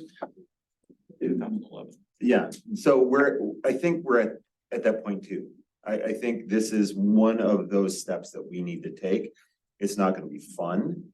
I don't wanna pay an extra fee. But I think it is a step in a direction that we need to go. I think to your point. You were talking about looking at, 5 years down the road, when someone's like, yeah, but this is today, what do you, come back to me in 3 years and then change it then. Yet, we're still looking at, if we wait to year 3. What do we have to do with the village now? To cover the cost? Because the bill is there. I mean, Yeah. it's, we're gonna pay a lot more for trash, whether we like it or not, we don't like it. And just, how do we get there? And I would rather do the diligent thing now. Rather than kicking this down the road and, because the alternative is raise millage now. Right. 5 years down the road, institute a fee, leave the millage up. Someone could do that. I would rather be more diligent now, bite the apple, even though it's not the apple I wanna eat. Knowing that we're maintaining that millage level where we are as opposed to increasing it and then something down the road potentially saying, we're gonna institute a fee and then keep millage high. That is a potential that a future commission could do, and that's, I think, an eventuality that I want to avoid. Right. I would rather just not be increasing that millage. I would rather see the fee go into place. Based on the numbers that Andrew McCreary has thrown out to say, we started the discussion about unassigned funds being roughly 200,000, that's if we take it down to 15%. And we did have our conversations this summer, we deliberately left money there going, not sure about sidewalk policy and so forth. And we may be in a situation where we're not gonna have, we're not gonna get the information for people to say, build my sidewalk until July. It takes time for going through the process and such. So whether or not that buys us some time to say, okay, please. We're going to come in, I don't know, I just trying to figure if there's some way to. If we have to do the fee. It'll be less. Now it's 200,000. Versus this fee of now $290, sorry, and. We got 360. No, it's all right. It's already making a good price, it's going down, 360 to 290. Yep. And using some of the unassigned funds, you know, if, for argument's sake, we use 100,000 of such. What would that do to this But that's, flat fee? How much, and it's a 1 year. Yeah, No I mean, question, it's a one year shot. And then the but jump what is it is, bigger. it's $100,000 less the sidewalks that our residents are gonna get, you know, that money, you know, is. And then back to Right. the choices, I mean, it's, Right. you know, I'm not. it's- Yeah, I think fundamentally, if you're gonna put in a fee, we better be prepared to fund some other things as a give back, because Yeah. essentially you're raising taxes. And I think if people want sidewalks, or we want to do this, or we wanna do that, we should really They need think to about, see- but they need yeah. to see something like Right, that. and they're gonna get, I mean, the service, maybe it stays the same, the trash service, maybe it's a little bit less technically, I don't know. but- Rudy will be on speed. dial. Yeah, so they're not I'm gonna giving out see. your number. I want our number. Yeah. The solid waste and recycling that the residents are gonna experience is.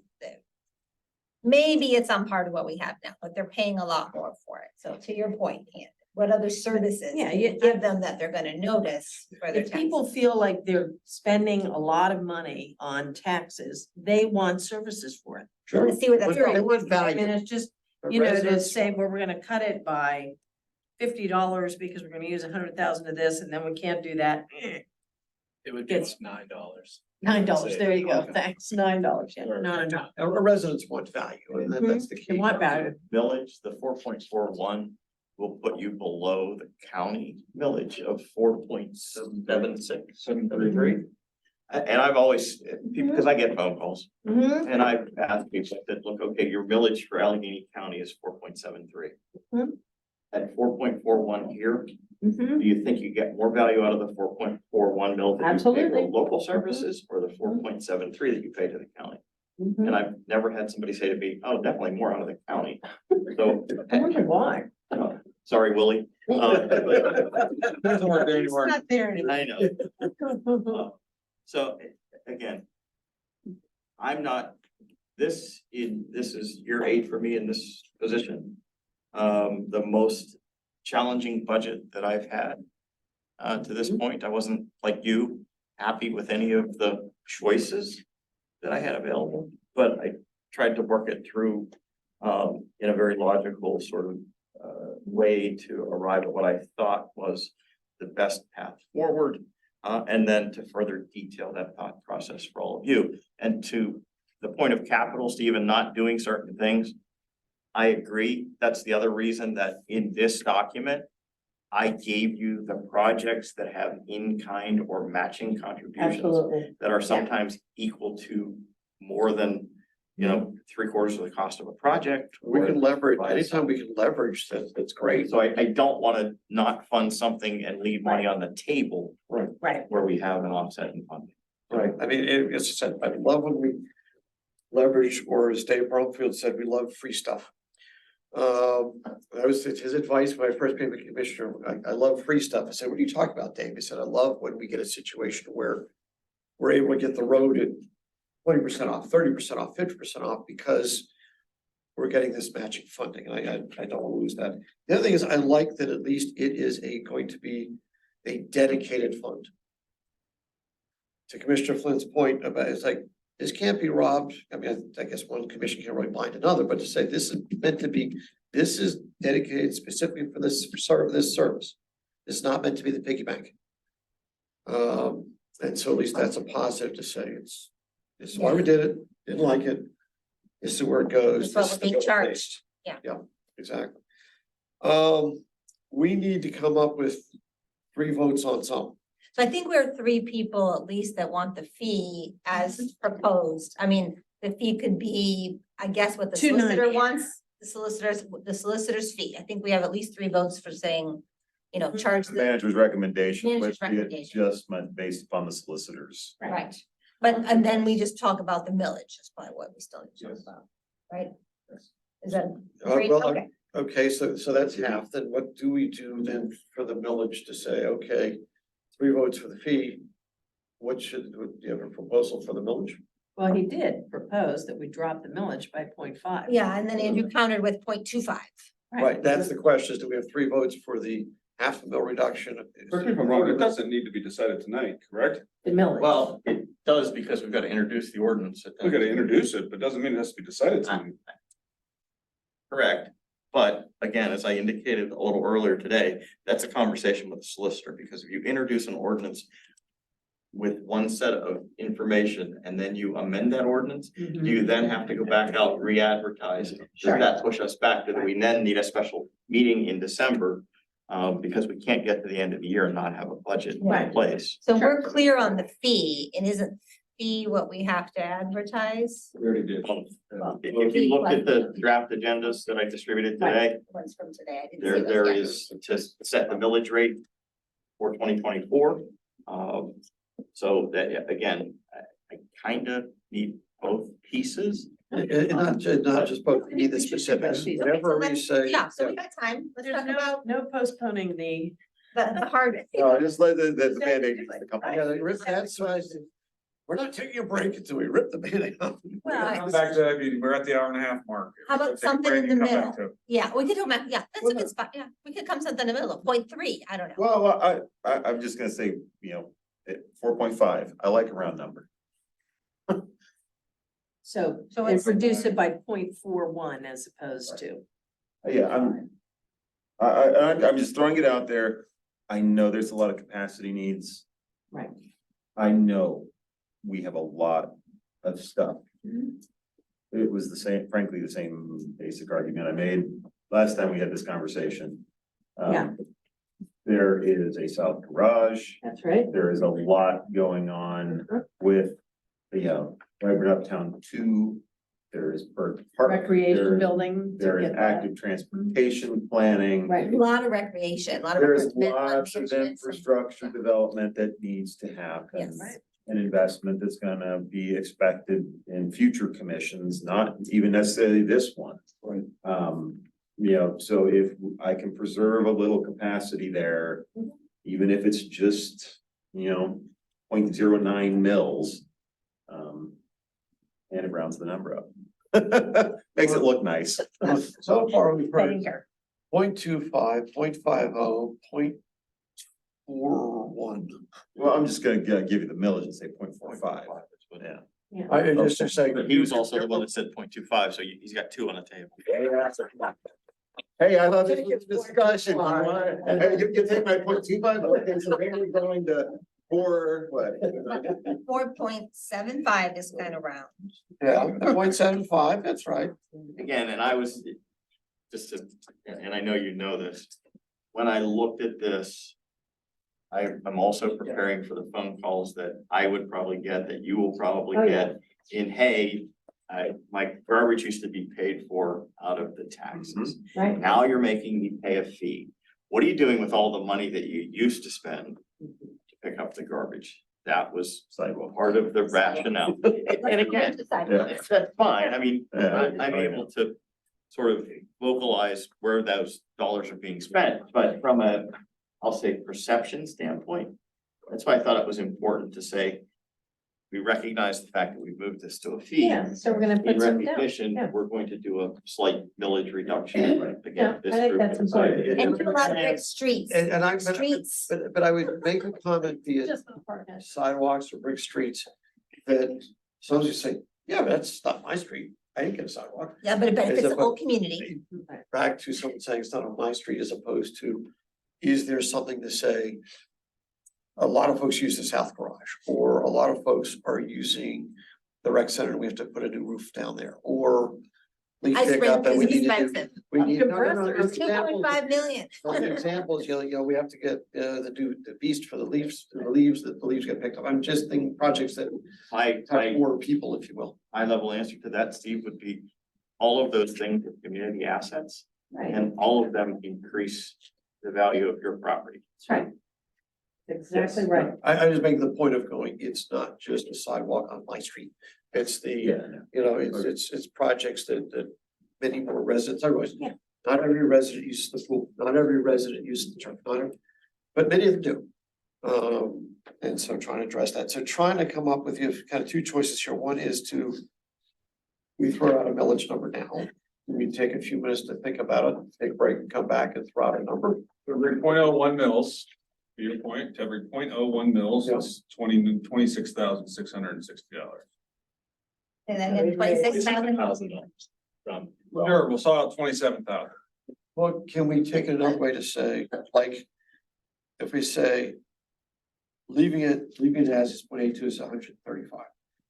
Going Say that to, again? What? if I may, is 0.82 100 fee is 135. If we do, let's say, a millage of 4.75, what then would the fee be? The same. Flat fee be? Same. It'd be the same. Same fee, Same yeah, fee.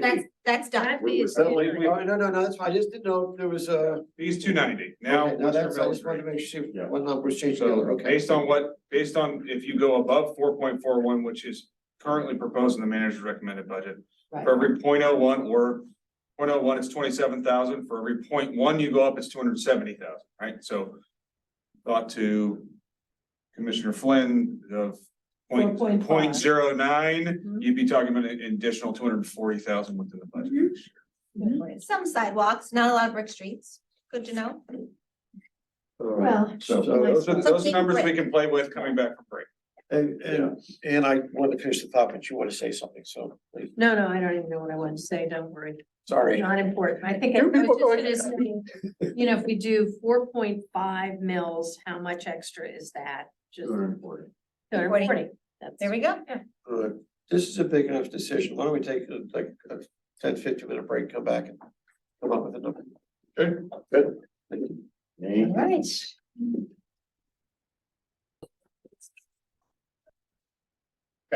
All righty, okay, we are back for the dramatic, exciting finish of this conversation. Do we have 3 votes for the same number? For what the village should be? I'm sure I can get 4 votes for a village. Do I have 3 that agree? Who wants to throw out a number of what the village should be? I'm with 4.5. 4.5. Yes. 4.5. I could get to 4.5, yeah, okay with 4.5. Okay, that was the okay. I'm Get to okay it. with All yeah, right, so we yeah, had 3 4.5. yeses for 4.5. So there you go, 4.5 passes. All right. Everybody's writing that down in pens, so Can't change it now. well, not just. Let's wait until Not Tuesday just- This is gonna be, so the agendas will be 4.5 for the village. Right. $290 for the fee. Right. For next year. Very- it's- has to be- Can we- But I mean, those agendas will be published tomorrow. And then we will vote on all this on Tuesday. I'm sorry, not vote, we will introduce on Tuesday. Can for I the ask a hearing. question? Subsequent vote, yes. Is it, I have no idea. So with 290 for next year, can you do it in the same thing and mention all the other years and that's what the fees are gonna be? Go back and look. I think that's actually the way that it's written. Oh, okay. I didn't look at it. I didn't even open it. I It figured. identifies by year. Okay, It's, it does not have similar to, it's similar to stormwater in the fact that it lists the 5 years. Yeah. That the commission would be engaging, but it does not have then the further escalation clause like stormwater does with the CPI yes, piece of it. It does not have that because the contract is only 5 years. So Right. it will only, Okay. and then We know there the will be number. another Yeah. adoption of ordinance thereafter. okay. I just wanted to make sure. I just thought every year We, having to fight over. You I'll know, try to do this once, to cover the Yeah. term of the 5 years. just get me beheaded once. I only have one head. After, yeah. So a little bit of redundant exercise. All right, okay, so we are square, so now we can turn the page to Public Works. Oh. Quite literally, turn the page to page 71. 71 in the budget binder, page 36 for those at home following in their budget. I turned right to it. How about that? Oh, my.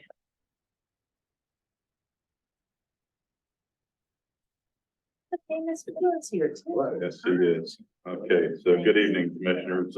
Thanks for giving us the opportunity to review the proposed 2024 budget, the public works section of that. I have, on my left is my right-hand man, Phil Volia. You two can get slapped, that's. I always say. That's what I'm seeing. I didn't even touch it. So we'll just jump in here. The public works section of the municipal budget has increased 3.3% from 2023 to 2024. The increase was in part due to increases in solid waste and recycling contracts, which we just discussed. That's a big hit. That's part of the public works budget because we manage that contract. As well as increased engineering related to sanitary sewer consent order work. So that's really going to ramp up next year. We're seeing a pretty substantial increase in those fees as well.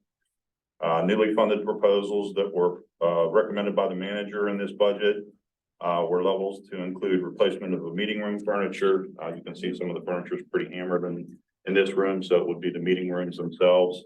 As well as a plumber's van. It's the 12 years old, 13 years old. It's in pretty rough shape. We've been spending a lot to maintain it. So our mechanic recommended that we replace it, and it is in our vehicle equipment replacement schedule. And Parks ID signage, big kudos to Phil. He really took the reins on this project. The manager tasked him with it, and we've been trying to move this project along for probably 10 years since the last parks study that we did, and Phil really accomplished a lot of forward movement with this. So we're at a point now where we're going to do some funding to actually buy some signs and put them up. Everyone's in agreement. This is not a huge amount of money, but it'll get us started. We haven't actually bid these signs yet, so we don't know what the cost of each individual sign is going to be. Once we get that under our belt, then next year we'll probably be back to this, asking for additional funding to try and do some additional work in the parks, but this will at least get us started. Ball field bleacher upgrades, that's in the parks portion of the budget, public works budget. These are safety upgrades. These are some safety improvements and additions to the bleachers that need to be added based on recommendations by our insurance carrier and some other things, national standards. And a new fall zone for Church Place Park. This is a very difficult park to maintain because it's on a hillside. It has very limited access for equipment and vehicles. We now have a wood fiber fall zone under the play equipment. We're proposing to change that to the same type of material that we use down at the main park. Yeah, it's a lot better. No maintenance. It's basically pretty much for the most part maintenance free. So we're proposing to do that, and funding has been appropriated in here by the manager to accomplish that. And the last expanded level that we have is a hydraulic hose repair kit. Basically what that is it's for the mechanics in our fleet maintenance garage. We break hoses typically in the wintertime. It happens all year long, hydraulic hoses on trucks. Right now we have to shut the truck down and go to a provider to have those hoses manufactured or go back to the manufacturer themselves. This would give our mechanics the ability to get the truck back on the road quicker because they would basically have a generic roll of a spool of hose with the ends that they would crimp onto the hoses. and make their own hoses for the trucks and get them back on the road a lot quicker. And it's probably gonna balance out cost wise at the end of the day, so makes a lot of sense to be able to do this and have less downtime with the trucks. Just to review a couple, I want to give Bill and our whole team a little bit of kudos. So just some of the things that we accomplished this year. We did replace the ball zones in the main park. Fencing was replaced at Bradford and Dixon and sections of Middle and Seymour. The tennis court was converted over at North Meadowcroft to a pickleball court, and every time I drive by there, it's amazing how many people are on there and waiting. We are going to have an epoxy floor coating on main park restroom, concession stand restrooms. That's gonna actually start next week, so we waited, Phil timed that for the down season. We pulled all the toilets and fixtures and well, I shouldn't say we, because I didn't do it. Phil did it, Phil and our plumber, and they will be accomplishing that. It's really gonna clean things up, make it a lot easier to clean, much more sanitary than the bare concrete that we have now. Yeah. All the plumbing fixtures were replaced at the main park restroom. That was sorely needed. We did that. Design standards for the initial phase of park signage were completed. Big kudos to Phil and Laura. Laura and her team was also a big part of that. I didn't mean to leave you out of that, Laura, before. Sorry about that. I don't want to have to pay for that tomorrow.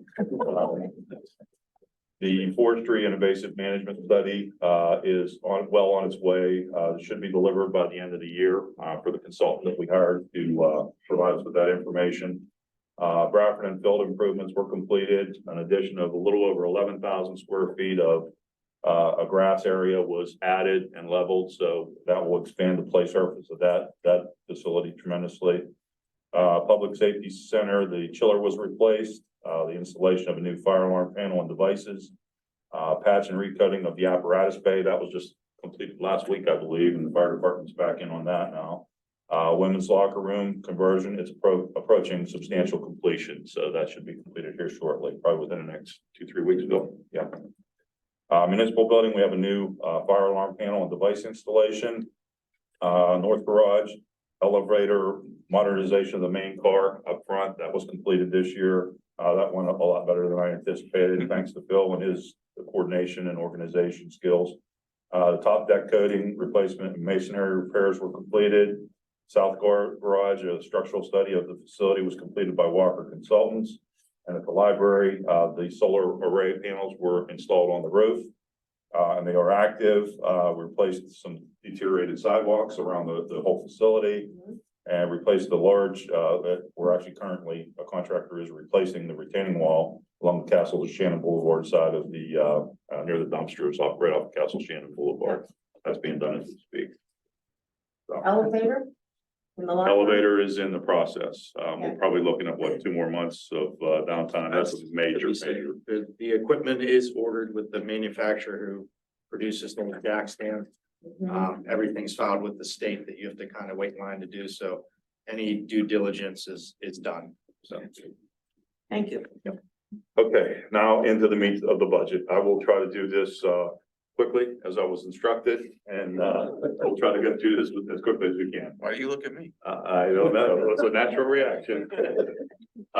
So the first level, the first section of the budget is the public works administration level. This area funds 5 administrative employees, as well as provides supplies and other costs associated with department functions, like copiers, fees, training costs, those type of things. So we are funded through level 4. I do have one expanded level here for a full-time, the addition of a full-time inspector. That was not recommended by the manager. So any questions on? Yeah, for Administration. full-time inspector, it says it's to reduce engineering inspection hours. Any idea how much that would save us? We don't have I mean, generally, I can tell you that the position would probably at least almost pay for Would it- I itself. was wondering, would it pay for itself? Because engineering's expensive, Yeah. understandably. We use a part-time inspector right now. So a big part of this is collecting data for sidewalk repair programs, oversight of some of the contractors that we oversee, like the sidewalk contractors, the Right. curb replacement, those type of things. Also, we don't really have the personnel or the man hours to provide a lot of oversight to the street opening permits that we sign off on, that I sign off on.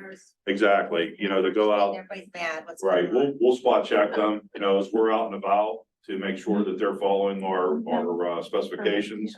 Exactly, but we don't have somebody that can, Yeah, you you know, want like an kinda- dedicated person. yeah, exactly, there, you have to wait on the sign off, you know, we do that with sidewalk inspections, but we unfortunately don't have enough people or personnel or man hours to actually do that in an efficient way with all the utility work that's going on in the municipality. I'll flag that for the review and then also ask if we can get some additional financials on what the revenue would be and what the true cost or the net cost would be. Yeah, I don't think there would be a revenue, That's it would right. be an offset in cost with, yeah, our engineers' fees, correct. Okay, moving on to the next section, if there are no more questions on that, Trent, Sergeant, Sorry, for 1 second. sure. Does the commission want what you typically request for the addition of a new full-time employee, which is a 3, 5, and 7 year Yes, projected cost? definitely. please. Thank you.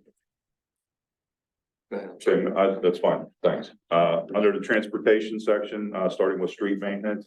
The funding that has been recommended by the manager is basically the current level maintains existing levels of work completed in previous years. For example, in 2023, we completed 6,873 linear feet of mill and overlay, which is equivalent to 1.3 miles. So this would basically, with some small increases, basically a 5% increase anticipated inflationary cost. This would hold the line on what we did this year and the previous years. Any question? And same with brick restoration. This doesn't include the expanded brick restoration. The commission appropriated additional funding. This is just the base layer, which is level 6. 7's also in there though. Yeah, $68,320 Plus 25, both are above. plus 25. Okay, yeah, okay, there's 2 levels here. There's also anticipated carryover from this year as well. Awesome. Or maybe not, maybe we should be using that better. Let's use it. Hey, Rudy, I asked you and I know you, sorry, Okay. Okay, I wasn't looking, so interrupt, I didn't mean to. How much, you told me earlier in an email, how many miles of streets have been milled and paved with the, all the utility work that's Yes. going on? Can you tell everybody here that number? I think it's 1.6, no, that's 1.6.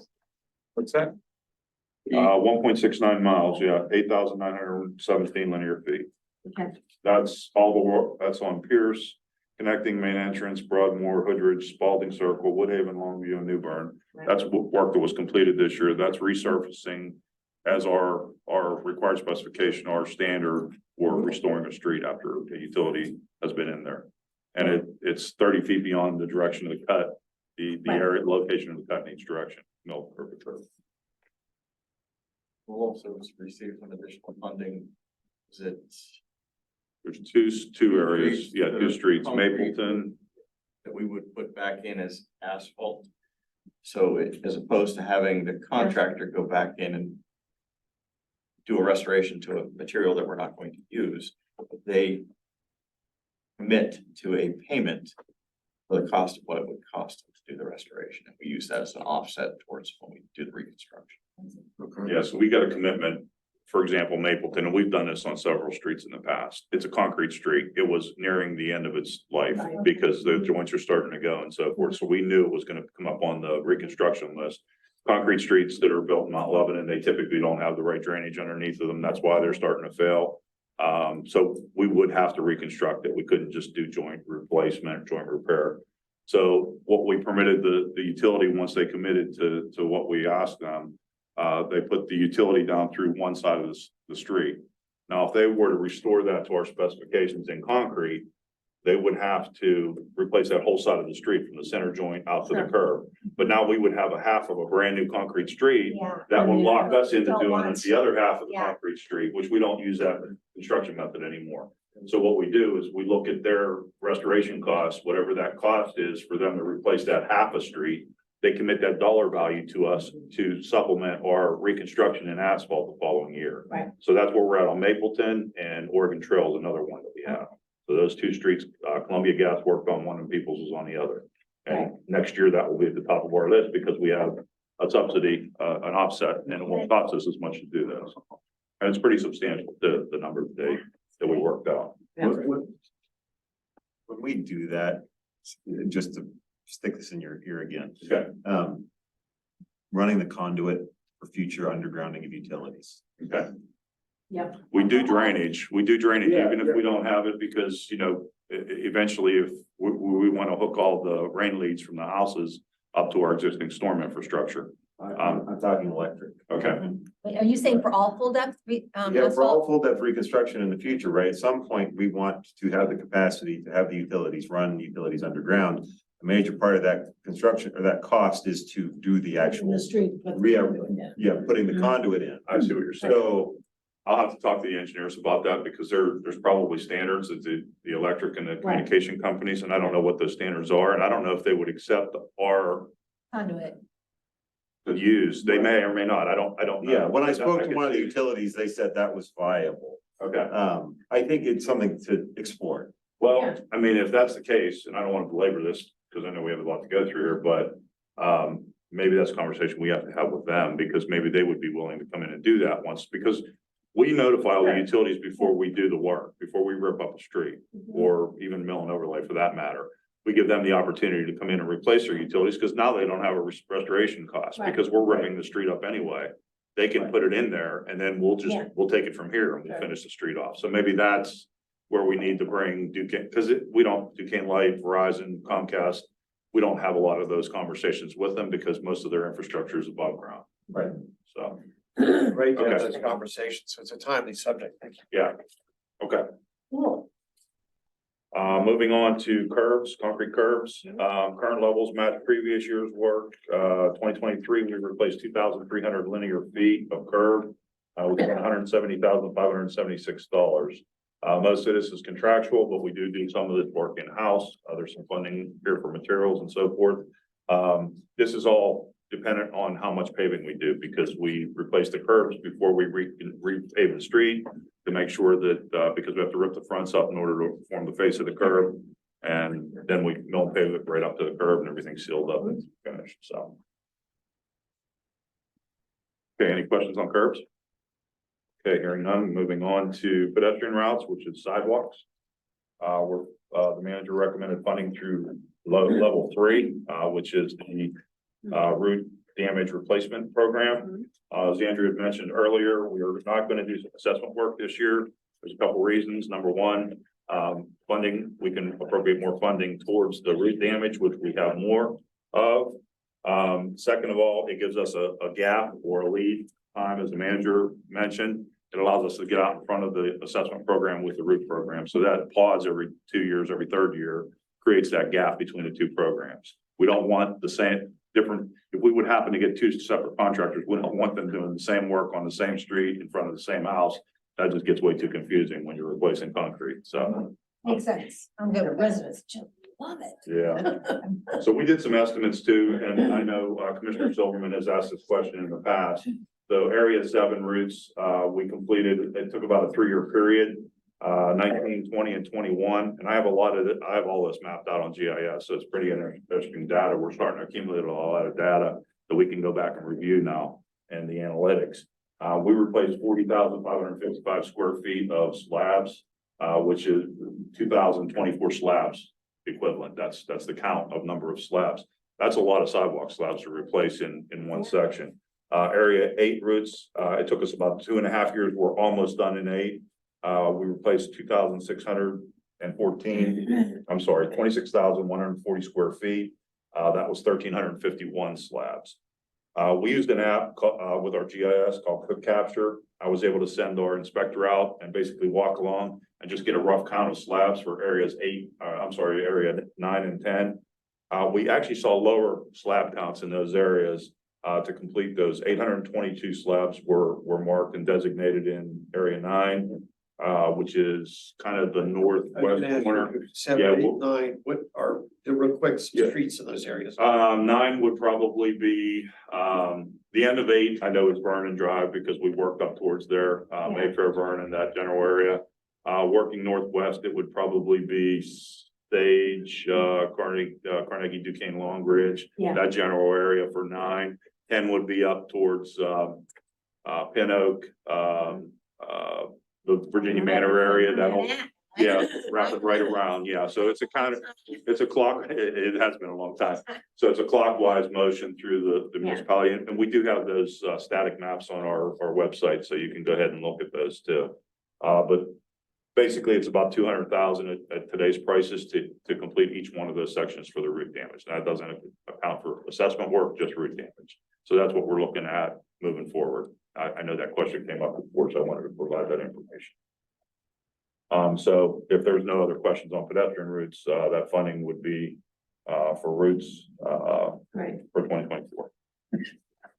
Okay, hearing none, moving to snow and ice control. This is basically same funding levels as previous, so we would have 9 salt trucks out, 1 operator for all responses, 24/7 coverage. One of the commissioners, I won't mention by name, last year said that I wasn't sincere about my asking for number 6, the route analysis and GPS route. I don't think we should ask. I think it's stupid. So Okay. I'll just go on the record of saying that. I think you've already studied this until the cows come. Well, but I'm just gonna, this is not just a study. This is equipment to tell our drivers where to go, because we have a lot of newer drivers, and that's the issue. Okay, So it's a lot different.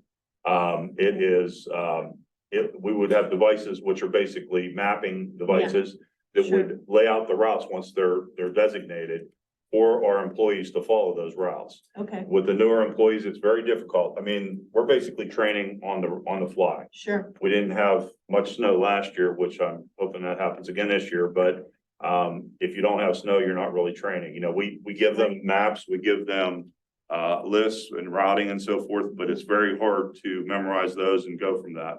Sure. So I just want to throw a plug in for that and want to let you know that I think that would really be a help for our operation. Okay. Okay. Does that just help snow and ice, or would that help leaf? Would that help other? I don't think there would be any benefit for the leaf. The leaf program is slow. You know, you're not moving real fast and it's laid out. We have a good system for that. Yeah, I was just thinking, but if you're buying these devices, could you know? Yeah, now these are really for like garbage routing and for snow and ice, those type of things.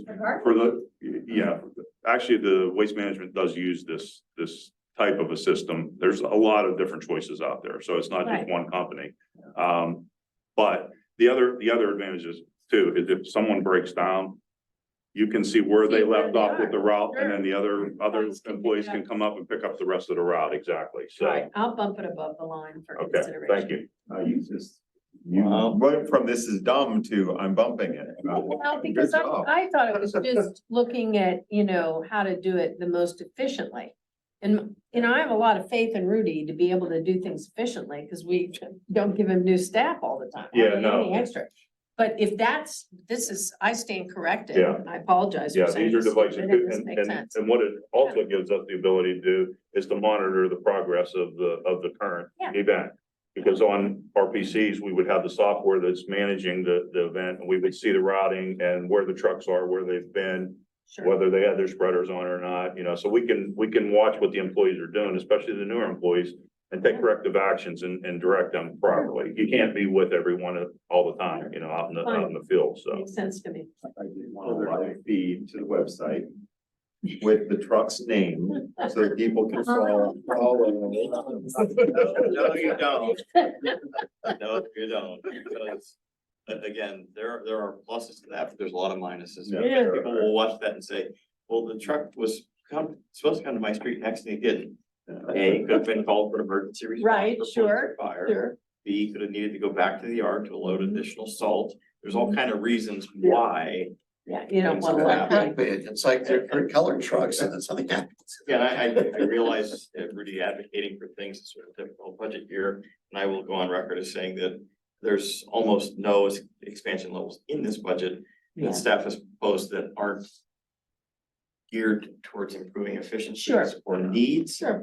But that being said, I try to weigh all of that stuff, and all of the drivers in trucks do have radios. And most of them have cell phones that if they break down, they can simply call and tell somebody where they are. So it's not like they're out there without any type of way to communicate. Flailing around. Oh, Okay. whenever it's Right. I'm jumping way ahead, I Next, can ask yeah. to not redo the furniture, which would maybe offset this one, so we may have an add and a subtract here, we'll see. I'll advocate for furniture, but just because we've been back in this building for 20 years now. If you look closely at these, there are tables that we have to stick the wheels back underneath because they're falling off. And these are public, these are rented by the public. Yeah. So from a, I'll say presentation standpoint, it's not necessarily the best image to move forward. If we don't have 20-year-old furniture that has some issues to it, but that's just my plug for. Okay, traffic planning. right? Okay, traffic planning and signal, thank you.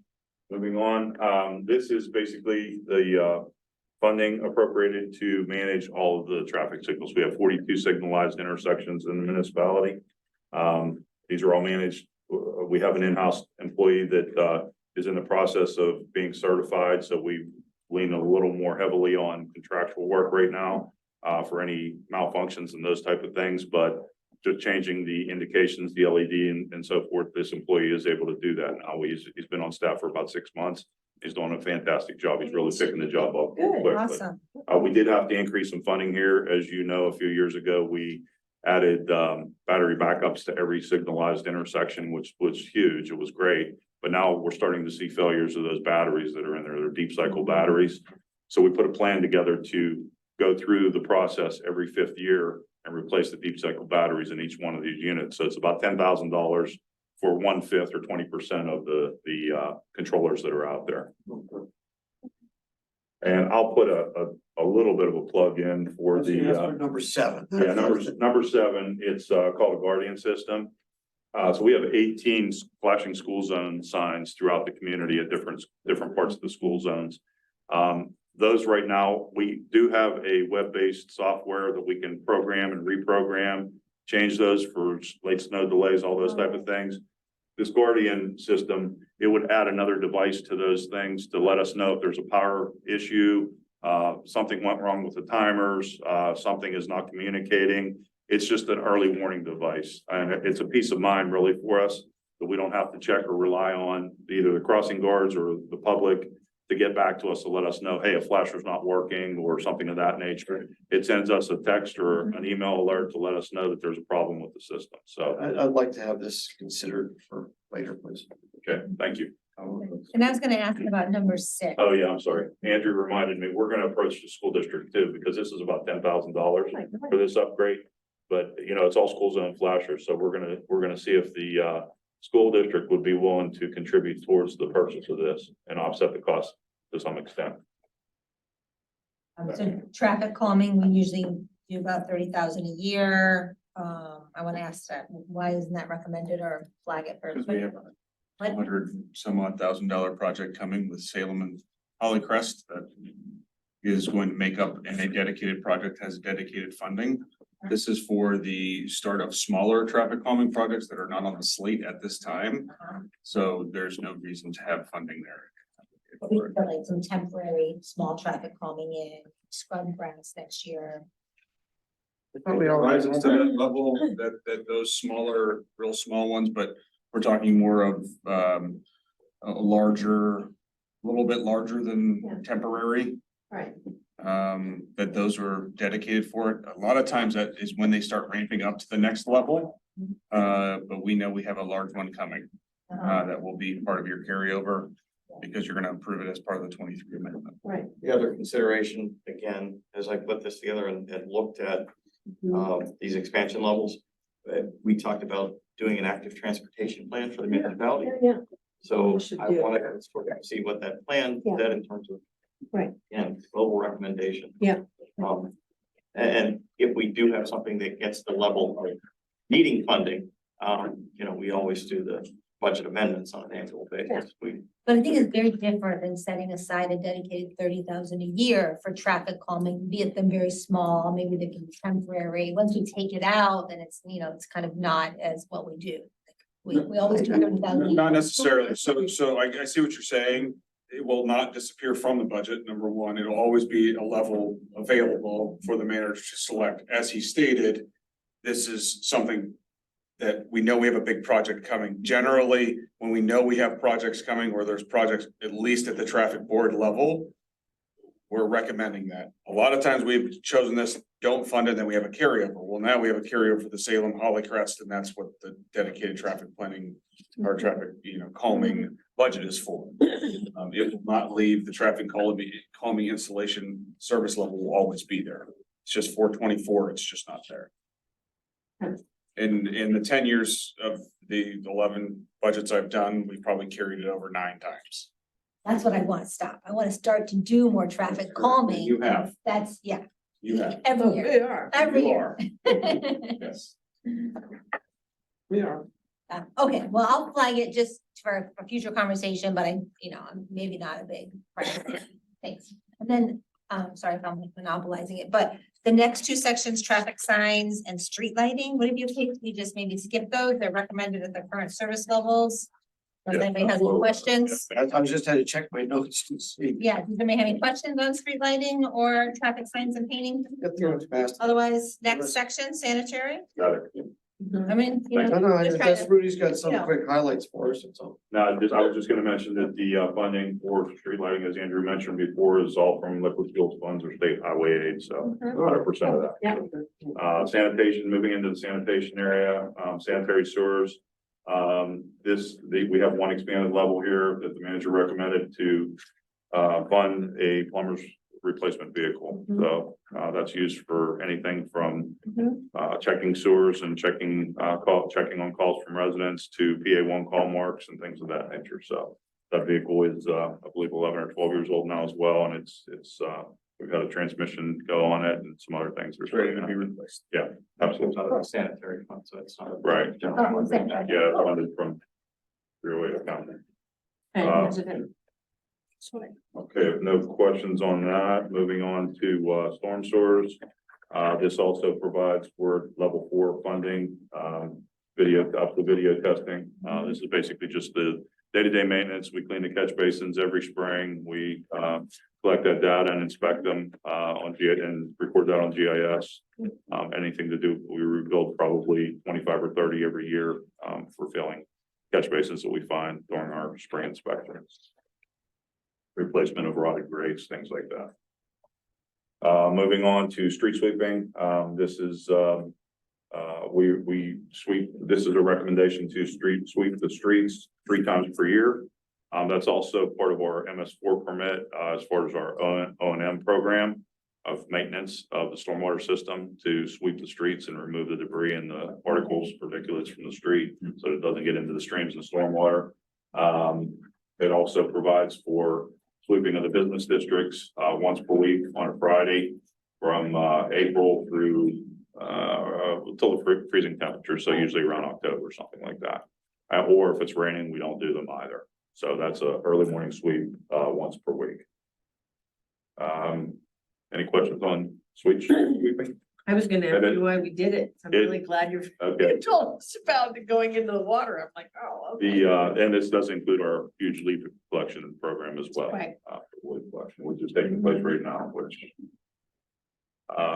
Moving on to, Refuge. yeah, refuse, I think we got that one nailed down, Yep. so we know where that one's at. Is there anything on the yard waste stuff with, I know we've had things with charge, let's say, for the shredding events and so forth. Is there anything that we're like level 2 here? Is there anything we should be aware of? Cost as such has gone up or that sort of thing?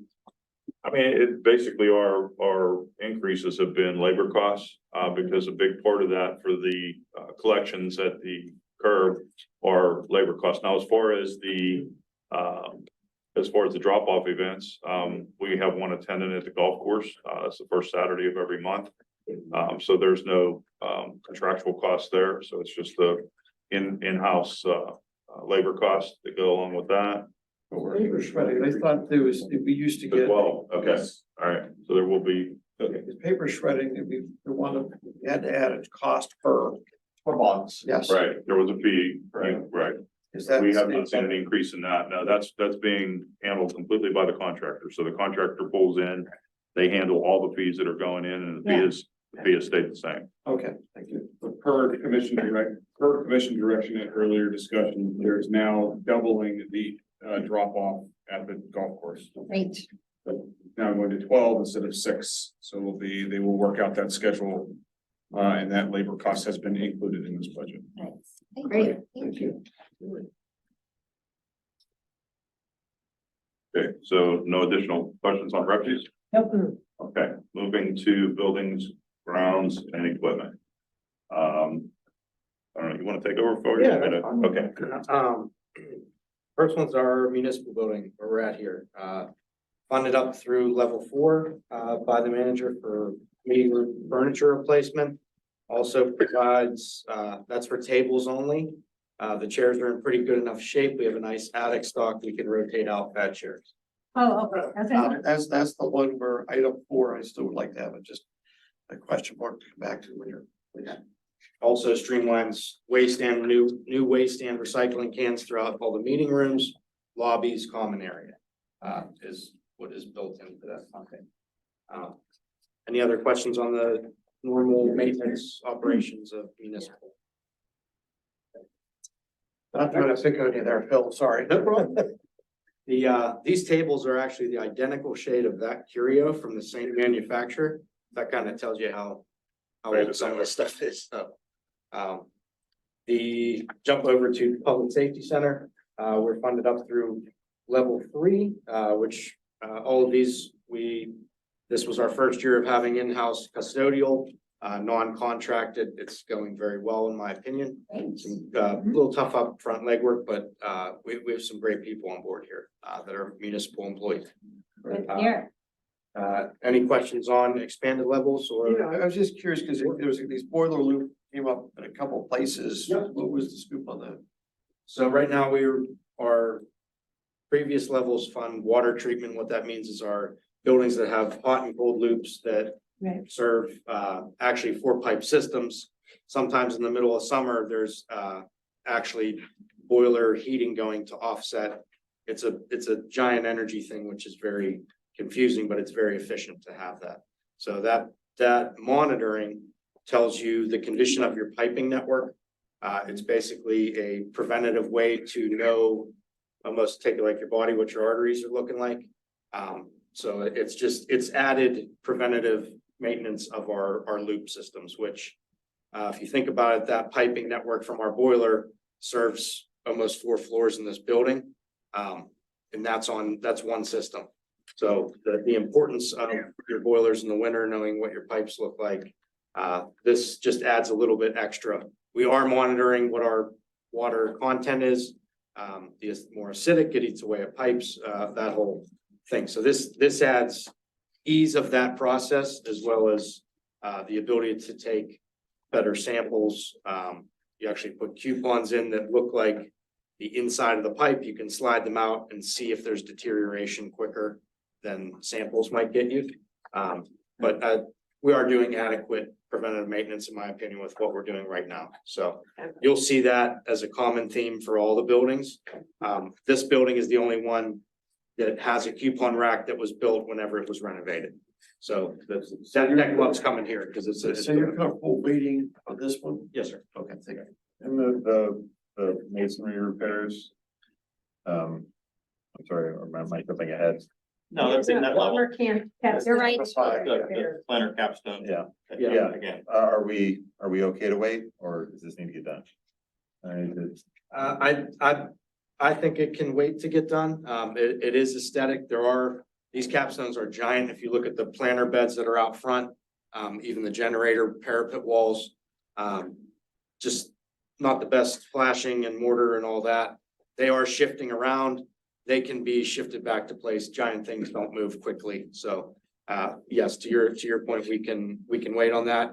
It also could become a nice add alternate, whenever bidding out the facade work. Oh, Yeah, okay, that's cool. kind of what it was. it's right up their alley. So this could be easily added, if not maybe even under what pricing we might get to do it on its own. I'm not processing with a parapet. Any questions on the Public Safety Center Yeah. operation? Over to Public Works, funded through level 3. And we do have a part-time gentleman down there, custodian, who also doubles as coverage for when we have sick vacations. So that whole system is working well. What we normally would do would be get a phone call or find out that the contractor didn't show up. So this is great. Really does help. Any questions on some of the expanded stuff for Public Works? Firing range is our status quo on the service level number 3. The custodian that is at Public Works will also pick up that load once that building is operational. There's not much work there from a maintenance perspective for him. Yeah, I have a question about maybe to Keith. Is there carryover funds for all those cleanings? I was gonna say, because we didn't really have those in like. Cause it's the current level is 36,000 is what it looks like. Right, still funded at the current level. Sorry, what was that? So For the for range. firing range cleaning, we have regular weekly cleaning number 2 for 28,000 plus an additional 36,000. Looks like we funded last An year. additional 36,000 for specialized cleaning for lead remediation. Yeah. For the But did you bullets. do that this year? No, No, So is it, why is it starred as if it's the current funding level? that's what we funded last year, anticipating the firing rate would What open happened last about year. that? Goes right into the fund balance. It's back into general fund. So carry. Not a no, No. not a dedicated project. If you don't use money that's allocated for a budget level, it goes back into the general fund. Uh-huh. We only carry over funds that were designated for a specific project, if that makes sense. Right. Okay, so how much did we spend last year? Nothing? 20,084, that was basically for utilities to have a building. Yeah, we did, there was some expenditures. But remember, we anticipated that range to be open. Absolutely. We did not expect it to not be operational in 2023, hence we funded $50,000 of cleaning for it. Through We wanna know September, what happened to that money. yeah, through September, we've only spent $7,500 at that building. Back at the- I'll jump over, no other questions, we'll jump over to the library. We are funded up to level 4 here, which is the last phase. Some of these buildings you'll see have taken a phased approach to changing out old life safety devices. As long as the panel is able to recognize everything, which was not the case in these buildings, which thank you for funding that last year. Had to provide a one-time overhaul of everything. The Johnson control system that was over at the library was able to be done over multiple years. So just a different approach. Everything stays in use while all that happens. So this last one does the last zone that we need to do. They're all the building is the different zones. So that's how it was budgeted per zone. You can't, if you do one device in a zone and not the rest, all of that area of the library would not be under, provisions of the system. So it has to be piece by piece. I assume again with boiler, water loop, same thing, it could wait. Yes, same thing. And that building, the only water loop in there is for heating season. This building has, or public safety building is a 4-pipe. So there's a hot loop and a cold loop. This building only has a hot loop, library only has a hot loop. And that just means if you have two loops, you need more more installation of that. So you'll see that number is larger for public safety. Okay, that makes sense. All right. Additional level here are some additional access controls based on the changed use in the library and for study rooms. Some staff offices that were study rooms have been moved around. Was not part of the initial access control, but is a need that they are seeing to program rooms for study times, things like that. The boiler loop we touched upon. And we were approached to get some budget numbers for a painting refresh in the children's area over there. So that's your expanded. Me too. I think that it's a little tired looking, no offense. It could Yeah. use a little, it could use some love. Yeah, I circled it too. Go in that room, like, oh, yeah, every time I go in there, I'm like, yeah. Can I jump in real quick? Sure. No offense. Hi, Robin Vitek, Library Director. I just wanted to say, the library received a large bequest and we will be updating the children's library in the coming year. with some new furnishings and a new children's reference desk and that sort of thing. Hopefully the painting will be incorporated into that project somehow. And as far as the access controls go, it's a safety and security issue for staff offices as well as for patrons who are using the computer, the study labs and leaving their laptops to go to the bathroom and that kind of thing. We paid for the first part of that through a Keystone grant, so the municipality only ended up having to pay for half. And we're eligible to reapply for a Keystone grant in 2024. So if the funds are allocated for that, we may not need the full amount that Phil has asked for because it would be helped with the grant. So I just wanted to throw that in there. So that's level number Be 5? such that, Yes. I mean, we're following the procedure. Library applies for the Keystone grant. And it comes back to the municipality and say, are we willing to fund? I would think the group would say yes. But do we have to allocate that in the budget now, or do we wait to see when the Keystone grant comes through? And again, I'll defer a little bit to Robin in terms of, most of the grant applications we file require the commission to do a resolution Right. dedicating funding. Okay, Should we receive the grant? sure. So yes, I think I'm one vote for let's pass the resolution. Well, I'll let Robin work through the application process because we would have to pass the resolution now. We need to. I don't know what the timing for the grant app is. They keep changing the Keystone grant funding timelines. This year, the funding started or the application started in August and closed in October, I think. That doesn't mean that'll be the same next year. So we really don't know. We would like to get it done sooner than the grant cycle, obviously, but it's really a matter of capacity, I think, more than funds at this point, just because we have to coordinate with Public Works and IT and the library to make this happen. And it's just really difficult because everybody's so busy. So I don't know if that helped or just confused things more, but. Excuse me. Yeah, tell us what you need. What do you need? Yeah. What do you want us to fund? We would love to have the access controls. That's an important thing for us. So are you not worried about paint? You feel like you're gonna get funding for the paint? She says she got a request. We received funding to update the children's library, so. So you don't need the 7,000. Instead, you'd want the access. Yes, I would You're want to say that the access is part of the Keystone grant because let's do kind of a matching whatever, it just takes the municipal dollars further. So if we commit to say, we're in, you apply for that Keystone grant, we're willing to do something. Which delays us having to commit the dollars right now. Right? So, So what are we doing? What are you well, I proposing? think, right, I mean, is that giving up the direction of the commission saying we're interested, great, go proceed with the grant? Well, that's 2 or 3 votes to do this.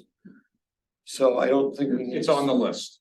It's on the Okay. list. It's on the list for Okay. further discussion. Okay, thank There you. you go. Let's move on. That's fine. Thanks. Next. Yeah. Yeah. Parks meeting. Yeah. Take that one. Yeah, sure. Yeah, just running through parks maintenance. This provides all the day-to-day maintenance for the maintenance of the entire park system. A lot of that is contractual. There is also in-house labor for trash collection, cleaning pavilions, all those type of things. But most of the weekly different activities, the mowing and the leaf collection, those type of things is done contractually. This also provides funding for some preventative maintenance of fencing. Phil implemented a program this past year. It's been great. Just not allowing those fences to get to a point where they're dangerous and trying to catch them before they get bad. Spend less money and they're safer and they look better throughout the year. This also provides funding for deer management, a couple different levels here, and also invasive species control, which Phil has spearheaded that as well. Phil's done a lot. We're really making a lot of headway in the parks on invasives. It's been a big thing, and we're looking forward to getting the report from our consultant and basically seeing if there's anything that we can expand. But the money that the commission has appropriated over the past several years has really gone a long way, and we're seeing really good results in the parks because of that. This also provides the funding, as we talked about before, for the ball field bleacher safety upgrades, as well as the Church Place Park Fall Zone replacement. Signage and signage. So for the signage, I know it's 10K, but since we did such a great job with the designs, I really wanted to knock out a bunch of signs in 2024, so I'm requesting that we bump that up to 20,000. As part of our thing. I wrote down that question mark. Yeah. Oh, yeah, I was like, we gotta put signs up. And again, my thought process there was earmarking enough funds to get us started, not knowing where those bids are going to come back in. Right. And then sort of ramping up that funding from that point. But again, we'll add that as a consideration. And then the other question was, we just started wrapping up the invasive species plan, right? Just for the. Like that's you're dealing Yeah, with it. yeah, the consultant, yeah, he hasn't delivered that final report. So I Probably wanna make sure we're able to implement a little bit of that, like, I really think that this is, I mean, the funding levels, we've been spending about $5,000. And this $10,000, even for next year at this level, I think it's gonna not only allow us to do some of the removal and the treatments, but also some replanting, because that's just as important Yeah. to fill that void with new plants Sure. as when you Yeah. take out the undesirables, exactly. okay, But I'll leave it. I think this will be, yeah, I think this will be sufficient. Okay, last one, you guys probably know this is coming, the concession stand roll-up service window. The sports board advised me when I walked through the budget with them that this is a big safety issue. It's really difficult to roll it up. An adult has to come out there and do it. The kids can't open and close it because it's just, broken, right? I can speak to it. Yeah, it's really heavy and broken. It's like a garage door level heavy, Yeah, steel, yeah, manage the it. roll-up types, right? so I'll flag that one. Okay, any other questions on park? All right, hearing none, we'll move on to planting areas. This provides funding for all of the flower beds, and additionally, Washington Road. Funding for that to maintain the planting areas, weeding, mulching, irrigation in the beds that don't have irrigation. The replacement of some of the plants if they do fail or die. Washington Road, it does have an irrigation system throughout, so we won't have to worry about irrigation, but there will be weeding and mulching and pruning of the plants that will need to take place. And maintaining the system itself. Yes, correct. Yes, that's correct. Yeah, it's already been, winterized. New now, but That's correct. Yeah, that's right. There will be some dollars spent to manage and maintain those. And you have to winterize it and then you have to start it up again with spring. So Yeah, there's additional cost there. It's been winterized as part of the contract. There was a specification that the contractor provides us the first shutdown and winterization, as well as the first blending, as well as the first startup. So they came in and our folks, Phil was out there with our plumber and we see where all the valves are and the drains and everything. So. Okay, moving to the next area is forestry. This is funded through level 5, some Emerald Ash Borer treatment program. We are going to back off of that, I think, a bit. We've left a couple trees out there that we have not treated over the last couple of years and they have not been attacked. It's my belief that the Emerald Ash Borer has moved through this area. There's a host. I mean, the host is an ash tree. And once they move through, then I don't think there's really much left. So we're gonna experiment a little bit. We're gonna do some of the trees, but we've left some. So we're gonna try and start backing off this program a bit. Because I also think we're doing a little bit of damage to the trees by injecting them every second year as well. So we're starting to see some crown damage on the trees. So we're gonna play around, but we did leave a little bit of funding in here for that, just to be on the safe side in case we do see an attack. Okay, All cool. right. My question is on the item 4, increased forestry service. How are we doing on our backlog? We're doing well. Backlog on tree. We just put out, we received quotes from 3 contractors for the removal of 13 very large trees throughout the community. We have a contractor working on those now. He's on his 3rd or 4th tree, I believe. So we're working the funding that you did provide. We're using it wisely where we need it. We kind of hold on to it throughout the year in case we have a bad storm and we need a crane in here or something out of the ordinary that we can't handle. So we kind of hold on to that. We only have a backlog of about 41 oak trees right now that we need to prune, and the guys have already started pruning those. So they've really whittled down the backlog. We had the storms that blew through this year. We got a lot of service requests based on those. Whenever we do get a storm and see some damage in the community, we got a lot of calls. Number one, from the damage, but then the concerns too. People start looking at the trees and, Oh, yeah. you know, they feel that they need to be broken, so. See now, what about this one? Yeah. So we're doing, the guys are doing really well. I'm really proud of them. They've done a good job of managing the backlog. And we're in a pretty good place. It goes up and down, you know, because we get calls pretty much every day for a forestry related issue. But, you know, we may get 5 calls that day, or we may get 5 calls 5 days in a row. So those add up quickly, and you can only service so many in a day. And, you know, they're not all equal either. You know, you may get a pruning request for a property that has 5 mature 75-year oaks on it versus a hanging limb that needs to be removed. Those are each one service request, but one may take 3 days to service where the other one takes 15 minutes. So it's all relative to the. And this is gonna sound like a loaded question, but I mean, we put extra money in this over the years because we were behind on our Yes. tree work. Do we feel like we're now in the right places, the right funding, or are we still behind, or It catching up? I know fluctuates. this is scalable, I mean. It back a fluctuates. little bit, To or be we're- perfectly honest with you, it fluctuates. And it depends on what's going on in the community, what type of weather we've had. I think we're managing it pretty well. I mean, and again, that's all relative. If,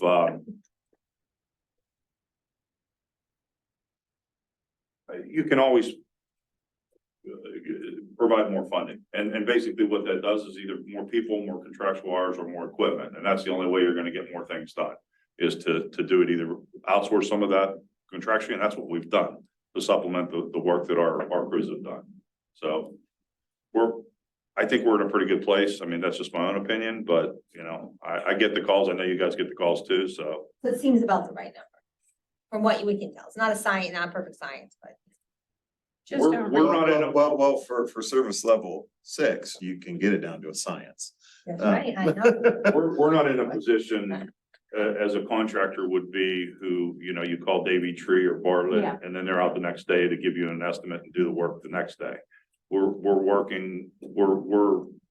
contacted daily by different things and throughout the community that we have to go look at and triage basically on a daily basis to determine when that's gonna be done. There are things that may be really important to a resident, but we know that it can wait a week, a month, a couple months.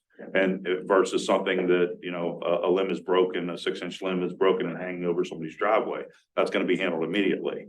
So it's again, it's all relative. I can't give you a really good answer on that, other than to tell you that I think that we're in a pretty good place right now versus where we were a couple of years ago before we implemented some of the things that we've done to try and work the backlog down. I think the commission deserves credit for actually funding this level a couple of years ago.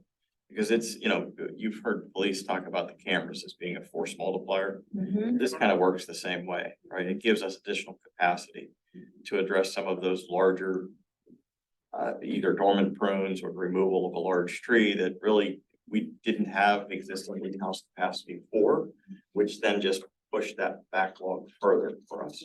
So, I'm very appreciative. I know Rudy's very appreciative of the funding that has been allocated towards, outside contract. I actually, at some point, do want to do service level 6. You wanna flag it now? No, not right now. I honestly, and I appreciate that it is a forestry focused thing, but I think ultimately I want to see the finance committee established and comfortable and functioning.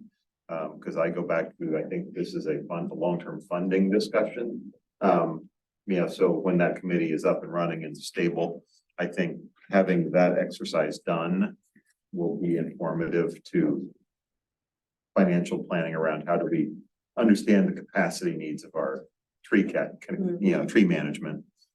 Well, and the other thing I'll add is, I'm not an expert in tree services or forestry. I have some schooling and a lot of experience, just exposure because I've been here for a long time. But, to have a dedicated individual who has those credentials and has that knowledge and has that education to be able to look at our programs and be able to dedicate 100% of their time. I mean, we're torn up to all different areas. Forestry is just one small component of what we do in public works. to have an individual who is dedicated to answering questions for residents. Triaging those things, setting up additional programs, determining whether we need additional contractual services, new GIS layers, things of that nature that are solely focused on trees and vegetation in Mount Lebanon, whether it's in the parks or the street tree system.